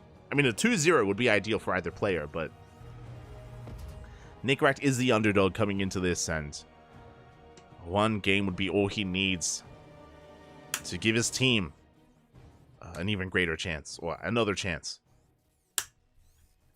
Here we go. Settling in, Papi. It's going to be a Rax Expand from Nickracht. Economic Opener from our Terran player. We have seen Nickracht embrace 3cc 3 racks quite often on side Delta, so my eyes are definitely on Nickracht when it comes to the timing of his 3rd command center. Again, 3cc has been very trendy. No bet, only StarCraft. Let's go. Was that a 32-minute game? I missed it. I wanted to see how long that game lasted. 32 minutes. Crazy. Ay, ay, ay. Safety bunkers being thrown down. And meanwhile, MaxPax getting into his own opener, going for the gate expand into Cybercore. Nickrack building up resources. It looks like we are going for the... Are we going for the third CC? As we have avoided any kind of factory. It's going to be a Twilight Council opener here out of MaxPax. And show us the third CC! Nickrack, where is it? Up! There it is. There it is, baby. 3 CC, 3 racks out of Nickrack. He's been very fond of this build. If you've been watching Nickrack recently, if you've been watching StarCraft recently, we've seen Clem do this, we've seen Bjorn, Maru, all the Terrans out there have been embracing this build in some way or another, incorporating it into a series. So we do have that third CC on the way, and this is going to be followed by a 3-rack setup. There's a second rack, so we should be seeing a third one. So this can hit a very strong stim timing. Can hit a very strong stim timing here from the side of Terran. I'm curious how aggressive MaxPax is going to be. MaxPax opened up Blink, but how many gateways? For now, 2. We have a 2-gate setup from MaxPax, so 2-gate Blink into a third. If MaxPax commits into 4-gate Blink, he can punish this. 4-gate Blink can punish this, and there's a 3rd gateway on the way, so for now, 3-gate Blink out of MaxPax. Adepts trading against some Marines. Nice control out of MaxPax. Does pull back. Oh my god, shaving off a lot of these Marines. But will be shut down. Will be forced out. At least Nickrack maintains his economy. So it looks like MaxPax is playing safe. Just going 3 gates Blink into a third. You'll see MaxPax getting ready for that third base at the linear location.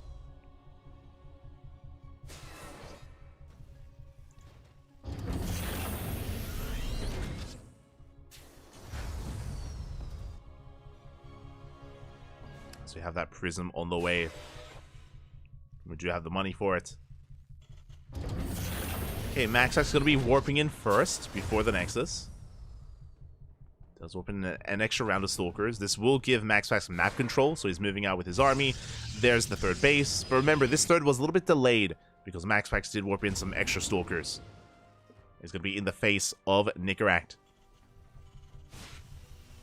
Now, Nickrack behind this, Stim is still starting, so we can't move out yet. As a reminder, Nickrack is going to be the defender, at least until Stim does finish.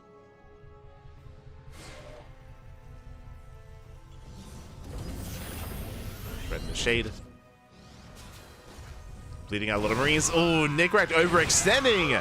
Yeah, massive catch. Marines go down. We're going for the bunker. Boys are being pulled. Clutch repair. We do hold on. Nickrack will hold.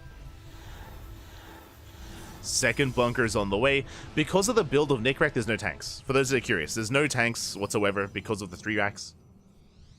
It has to be a bio defense. And without Stim, it's not easy. Oh, the first bunker goes down. Repairs it too late. The bunker falls. And we needed that, at least that second bunker up and running as well. MaxPax is just getting so much done with this. Stim is done in 10 seconds. But how much do we lose before that does kick in? 8 SCVs. 8 SCVs go down. MaxPax splitting up his units. Getting a 9th worker. Stim is revealed. Stim is spent at the natural. Do you have a second bunker in the main? MaxPax does slip in. Oh, getting 11, 12, 13 SCVs. Oh, this is becoming too much. And MaxPax, he has been able to punish this. Just pulling Nickrack apart. And that Stim timing that we spoke about, it's come and gone at this point. Meanwhile, MaxPax, he's saturating his third, building up his gateway count, getting up to 5. That's 8 gates.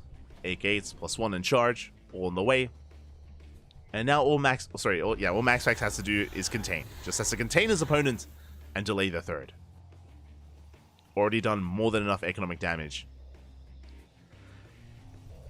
From here, Nickrack, I mean, he's got a 3rd CC, so it's going to be tough to try to expand. He will, though. Eventually, I'm sure. All these Marauders. Just salvage the bunker. Nickrack will break out. Factory is done. We have medevacs on the way. Once we get our medevacs, now we can stim a little bit more freely. But Max Pax, he's just not calming down. Slips in from behind, gets some more SCVs. 2, 3 SCVs go down. I'm afraid to check. Has Max Pax lost many Stalkers? I hope we don't check. Regardless, it's just been really efficient. Very efficient trades here from Max Pax. Finally, a Stalker goes down. Yeah, with Stim, with Concussive Shell, we can catch a couple of these units. Nickrack, he breaks free. And this move out needs to get damage done. There we go. 2 Stalkers. Fun fact, those 2 Stalkers literally just went down. They just died. So up until this point, we didn't lose anything. That is crazy. That is wild.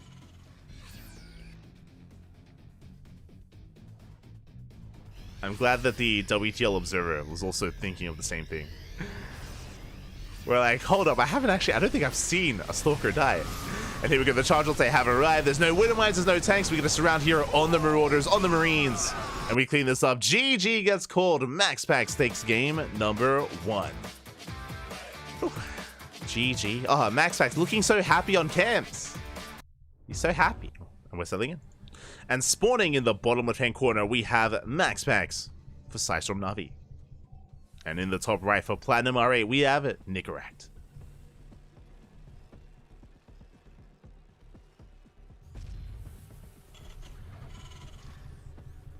Four gate equals 3 gate if you're Max Pax. True. Again, it was only 3 gate blink into a 3rd, but Max Pax, he achieved so much with it, a surprising amount with it. Typically, 3 gate blink just gives you map control and it allows you to apply some pressure, but it shouldn't allow you to do as much as Max Pax did. Like, it's very impressive what he was able to accomplish with those 3 gates. Very impressive stuff. As Nickrack is going for a proxy.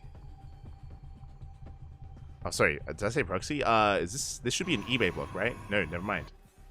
I just realized we're loading into post-youth. I'm like, he's gonna block the natural. No, there's no natural there. Show us the racks. And there it is. The racks right into the 3rd base location of Max Pax. Okay, we'll see how this all does come together. Again, Max Pax looking quite secure in his 2-base setup because we're on post-youth. Your natural is a hybrid base. You can secure that ramp. Oh, it's going to be a 3 racks. Oh, wait, no, 2 racks. Okay. For some reason, I thought the first one was done. I was my mind was in the middle of being blown. I was like, 3 racks? Let's go. No, just 2. We have our initial Marine on the way. Max is getting set up. Nickrack going to be expanding here in his main.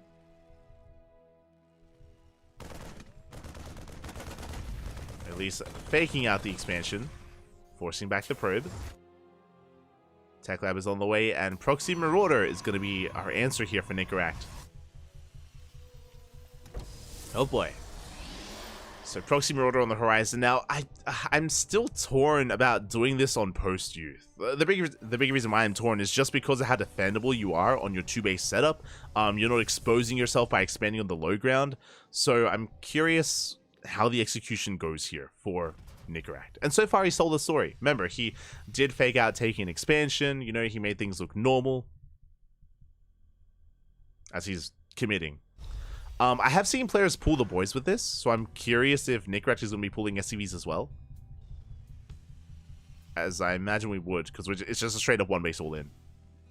We're building a Marines, Marauders. Concussive Shell almost done. Yeah, we pull the boys! Let's go! The boys have been pulled. It's all or nothing here. You can see he's keeping them hidden from the Adept, and oh, the Adept will not scout. But this delays the all-in. Is this worth it? I'm not so sure. I mean, they're still coming. The boys are still being pulled, but they're going to get here a little bit late. Oh boy. And the Adepts, they do not get a read on this, but the Marauders have been scouted. Boys are being pulled, Adepts from behind. Can we focus on the Marauders? We do get one low. The SCVs are being left idle. Nick, we gotta go. Papi. Time is of the essence. Shield batteries are on the way. First Adept is being targeted. Does somehow survive. The boys are here. Shield battery will finish. We will have an overcharge. We have 2 pylons to keep everything powered. Warp gate is finishing. We have 1 Stalker and 1 Adept. Probes are being pulled. The Adept goes down. And can we get on top of that Stalker? It's so close. That overcharge is helping. Probes are falling. And again, that Marauder cannon is still terrifying here. We warped an extra wave of Stalkers. And we're forcing this back. We have killed 19 probes, but MaxPack still has the worker lead. We're up to 4 Marauders, though. We are up to this 4 Marauders, and we do focus on another Stalker. We're down to 2. 2 Stalkers left. 2 Stalkers remaining, and it looks like, have we done it? Have we barely broken through? 27 probes go down. Even if this gets cleaned up, there's nothing left. We're down to 6. We're down to 6 probes, down to 3 workers, and Nicaract, has he done it? He has.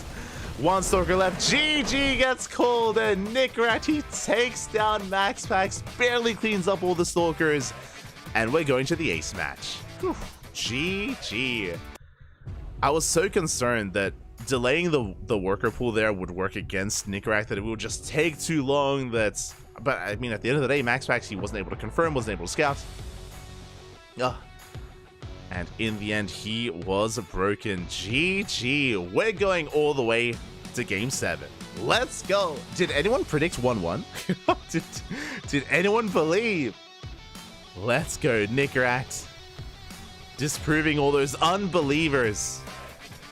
And it comes down to this. It comes down to the ace match. It's going to be outside Delta. Who comes out as the ace player? Who is available for Platinum R8? I mean, Goblin has been looking good. Goblin has been popping off. Do I believe in the Goblin? In the Goblin, even? In a PvP? Maybe. Oh, wait, what? And here we go. We're diving in. MaxPax isn't available. Yeah, true. I was about to get into that, as we do have Nicaract for Platinum R8 and Spirit in the top right for Psystorm Na'Vi. Whew. Okay. The game was probably from replay? Yes. So, I don't know if you noticed something. This is a bit of a peek behind the scenes. Nicaract has a cam. Nicaract has a cam because he's playing this live. If you noticed in the last game, well, I mean, I don't know if you noticed, but MaxPax also wasn't using a cam in the last game, but neither was Nicaract. And that usually means if you ever see a game in WTL where neither player is using cams, then it means it's usually done via replay. It means that maybe a player wasn't available, so they played ahead of time. If that's the case, then that would make sense that maybe MaxPax, that's Copian, that's why he didn't play with his cam, obviously. But it looks like maybe he wasn't available. You know, it looks like that series, that best of 2 was played via also was streamed via replays. It was played ahead of time. MaxPax not available here, and I believe Platinum R8 knew that. And Nicaract, I think I would stand by saying that his best matchup is TBT. So is he sniping Spirit here? Can we pull this off? Let's go. I want to believe. I do want to believe. MaxPax never has a cam, so his games are never live. True. Even though his opponents are playing live. Incredible. Oh my god. Confirmed. But that's why Nicaract didn't have his cam on in the last series. Typically, that's usually the case. Just as a heads up, so even if you're watching like on another stream, and if you see that kind of dynamic, then you have a better idea of what's going on. For now, though, we're settling into our game. We do see an economic build here by Spirit going for a Rax Expand. Meanwhile, back at home, Nicaract going for a double gas opener. Bit of a safer build here from Nicaract. Oh boy.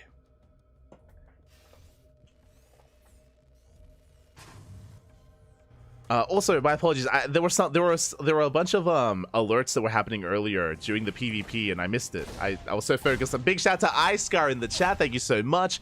Resubscribing for 26 months. Papi, fala galera, fala galera. Thank you so much, iScar. I apologize for pointing you out earlier. Likewise, a shout out to Dave Testa for resubscribing for 16 months. Oh my god, over 2 years. Sorry, over a year. Look, it's getting late. Over a year of support, Papi. Thank you so much, Dave. Gracias, Papi. Gracias. Thank you so much for resubscribing. Again, these happened during the PvP, and that was during the Wilds game that we had on Golden Aura. So I wasn't quite able to give too much attention. So I do apologize, but thank you so much for resubscribing. For now, Nick Reiki gets across the map. Gonna be dancing with the army. Ooh, with his initial Reapers. Doesn't get too much done. Clean control at a Spirit. Does pull away. Following this up with a 1-1-1. As a reminder, Nickrak did open up with a faster factory, which is why he's in his face. And doesn't quite commit. Cheeky moves out of Nickrak, gets a Hellion shot off, takes down the Marines. Uh-oh.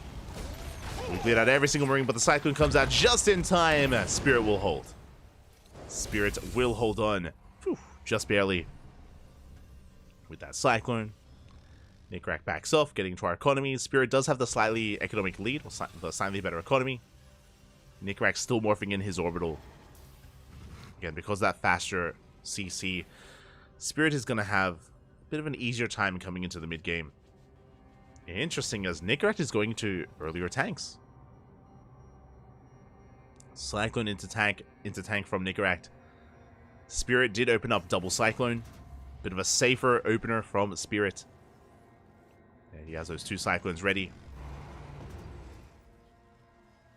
And should be able to keep up with everything that Nickrak has to throw at him. Should. Drop is slipping in. Going for some economic damage. Oh, the Cyclones are out of position. Uh-oh. A good setup here by Nickrak. He drags away those Cyclones. Drops into the natural. Gets 3 SCVs, and we'll get the hell out of here. Very nicely done. Especially considering that Spirit did have the worker advantage. We did need to make some magic happen there.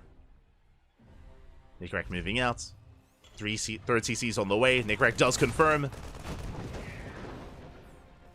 Important scout for Nickrak. Does confirm the third base. Pulling back. Getting into his own Ravens, his own tanks. Not committing yet, but we should soon be pushing. Spirit just now getting into his own tank production. Getting in position. Caster was also a replay. That's why he missed the alert. True! Not wrong. Not wrong, Papi. Confirmed.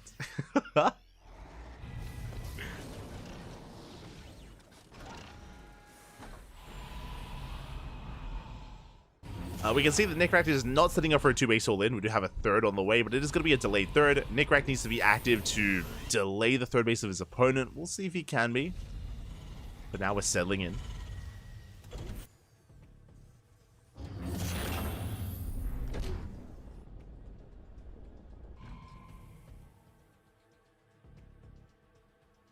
Here we go. So just catching up with the chat.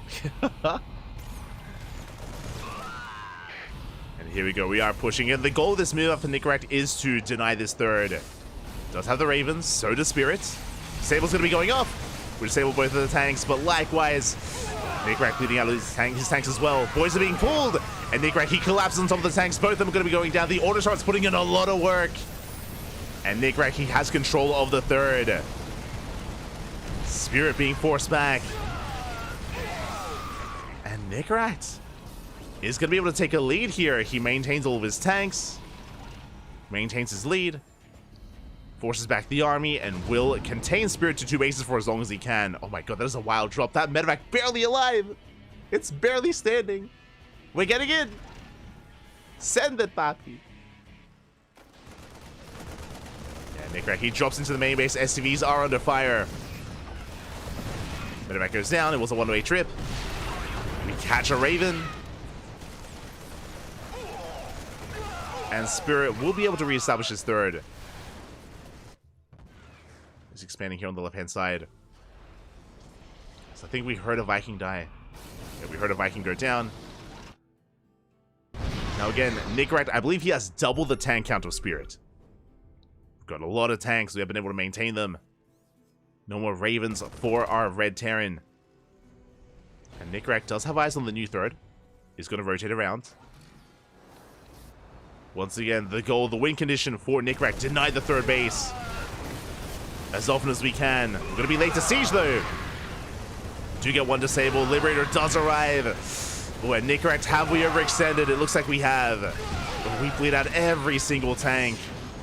Ay, ay, ay. This was not it. That was 5 tanks going down.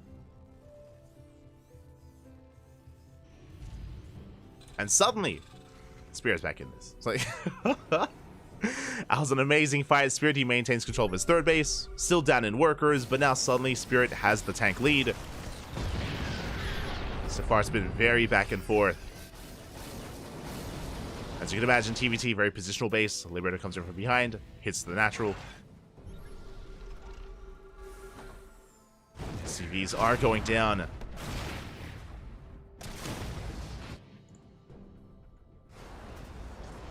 Spirit, he wants to break that gold. Tank volley goes off, Vikings land, yeah, the tank goes down. And Spirit is going to keep pushing. He will deny the gold. At the same time, Nickrat going for a double drop. Risky move. Oh, boys are being pulled and the drop is denied. Oh, we get a kill. 4 medevac goes down. Ay, ay, ay. And now Spirit has momentum on his side. Still has the tank lead. Shuts down the drop. Defends back at home. And now threatens the third. And this tank is going to be falling as well. We were already down on tanks. Liberator still denying mining in the main. Ay, ay, ay.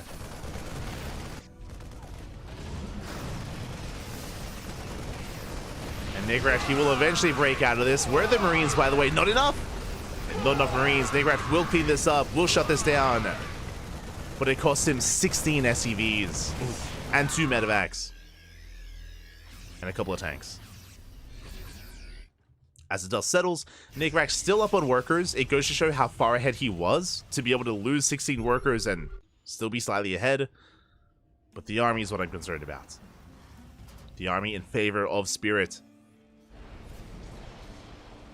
is now moving out. Spirit has gained map control. Nickrat now the defender. Catches a medevac. Spirit rotating around.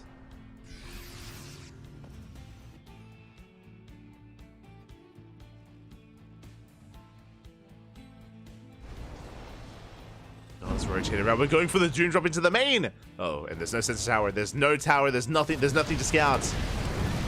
The turret does help, but the tanks will siege. Boys are being pulled. Good target firing here out of Spirit. He does focus down the tank, but he will be cleaned up. Nickrat holds. Nickrat, he does hold on. Just cost him 6 more workers. No longer has the worker lead. Shutting down the Vikings. We can see Spirit going for a double drop towards that third. Will get a tank. Just barely. But it cost him a tank as well. Spirit being a little bit careless here. He's thrown away a lot of drops. Honestly, looking a little bit overconfident. And Nickrat coming in from behind will clean this up. Pendulum swings from one player to the other. We get a full surround. The tanks go down. The medevacs as well. And now it's going to be Nickrat's turn to push. we're just taking turns at this point.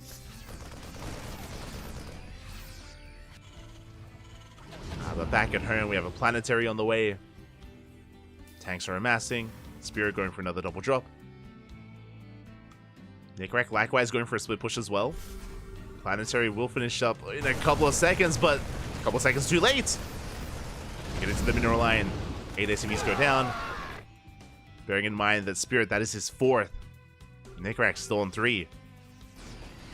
Still in a 3-base setup. Spirit stepping into the main. Nickrak does actually get on top of the third, though. Deny mining. The orbital will survive. Oh, that double drop into the main base, though, gets quite a lot of damage. 6 SCVs, and we get the base! No shot! The orbital goes down. We were talking about how Nickrak was stuck on 3 bases. Now he's stuck on 2. Stuck on a 2-base economy. The longer this goes on, the better it is for Spirit. Drop is denied. Again, right now there's a lot of pressure on Nickrak. The problem is one of these bases is a planetary. Nickrak can't punish that. The Liberator does arrive, forcing back the Terran, our blue Terran. Tank goes down. Nickrak, he knows he needs to threaten this base in some way. The tank will help.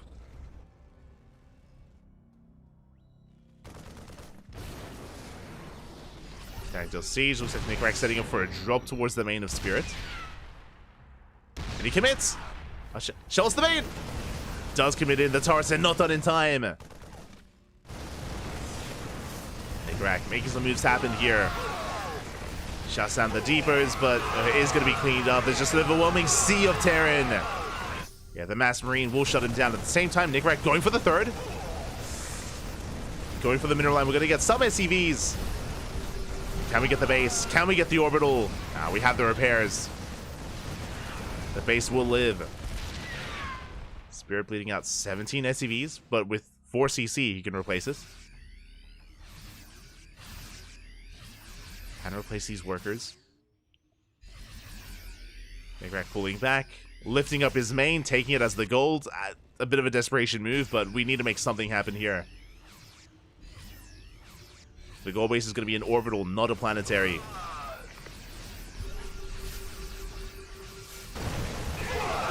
Tank going to be sieging up. Another tank going to be exposed towards the left-hand side. Not a bad fight for Nickrak. Did have that Marine lead. Ooh. Not a bad fight whatsoever. Oh, but we don't have much at home to defend. Are the tanks stuck? Oh, they're stuck! No, that's me let out. Drop comes in, takes down some of these depots. But Nickrak will deflect this. Will defend. +3 attack on the way for Spirit. Tanks once again building up. I still have to give the edge to Spirit because of his tank count, but there's always a world where he can get caught on siege. Always. As Nickrak rotating around. Just barely out of range of that sensor tower. Scans the army. Likewise, Spirit scans Nickrak.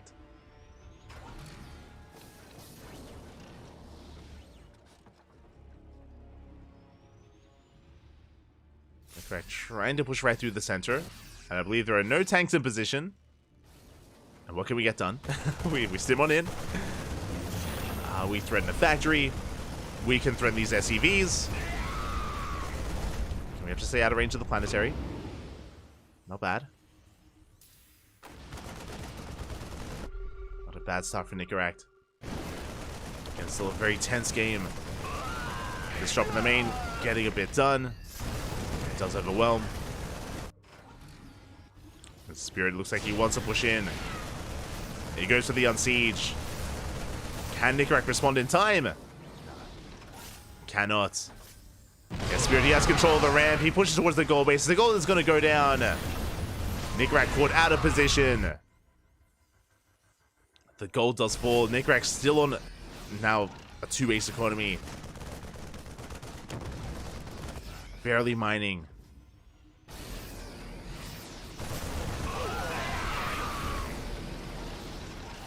He will defend the ramp. He will defend his third.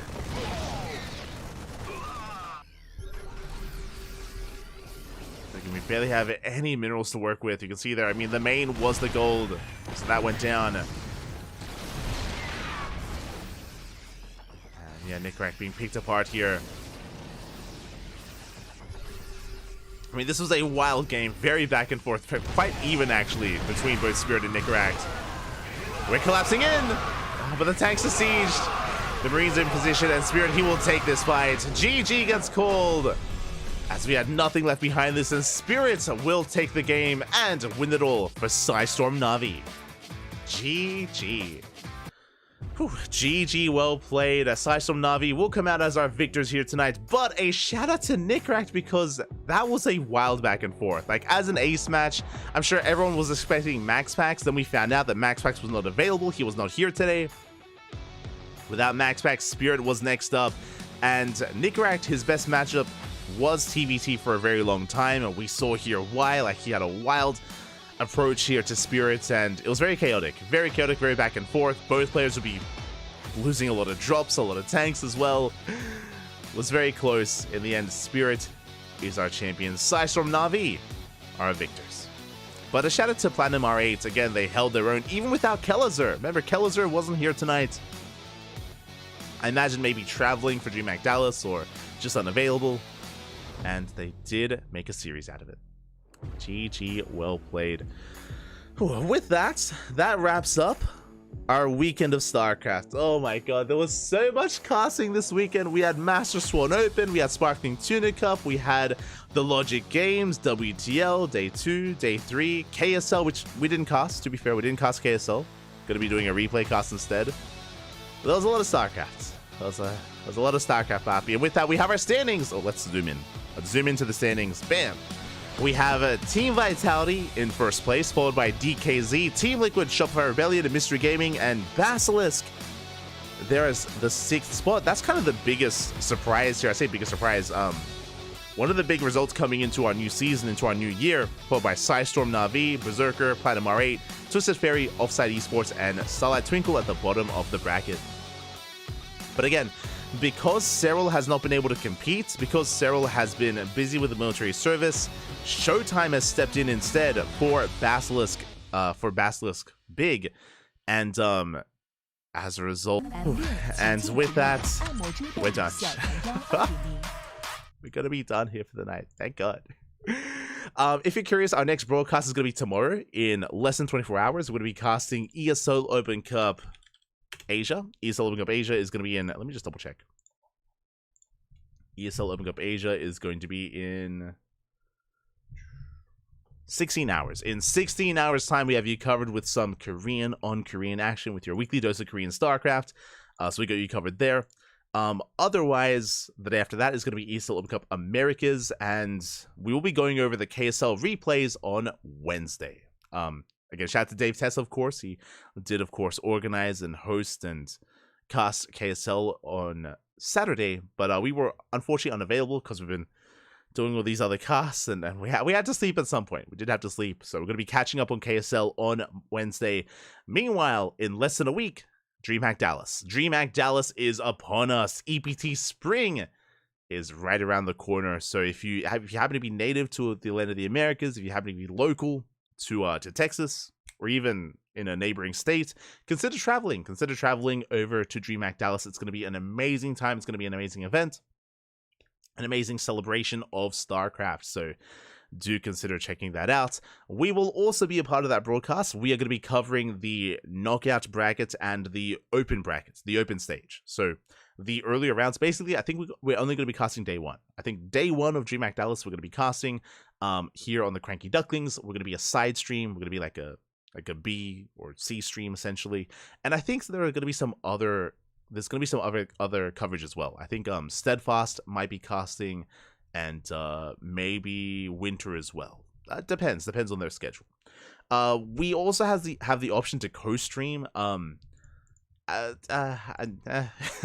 We'll see. I would like to sleep and just watch, but co-streaming is always a lot of fun. It depends though on the CranKy Ducklings. I kind of like the idea of having like a viewing party for the co-stream and like maybe bringing some people on. But at the same time, a lot of the people here at the CranKy Ducklings are Oceanic based. They're based in like Southeast Asia and Oceania, and DreamHack Dallas is at an awful time. It's not good. So it's hard to get people on. So we'll see. We have permission. We might co-stream. We might not. We'll see. Regardless, thank you so much for watching, everyone. Thanks so much for the support. We'll see you guys tomorrow for ESL Asia. And yeah, stick around. I'm going to be giving another StarCraft streamer a raid. Not sure who. We'll find someone to raid. Showtime raided us yesterday. Showtime did raid us yesterday, so we might reciprocate that. We'll see. Otherwise, thank you for watching. Thank you for the support. You can follow us on all the social medias. !socials in the chat. If you guys want to join us and follow us on Twitter, Facebook, Instagram, YouTube, and Discord. You can also check us out on Patreon, !Patreon if you wish. You can support us there to help us fund our tournaments. So Patreon is a place to do that. Or, of course, you can subscribe as well. We do cast here on a daily basis. And like today, multiple times a day. As we just wrapped up with Sparkling Tuna Cup earlier. And, of course, now WTL. So plenty of content, plenty of casting, plenty of StarCraft on the CranKy Ducklings. Plenty of StarCraft. We'll see you tomorrow. Until then, hasta luego. Ciao, papi, ciao. Hasta luego.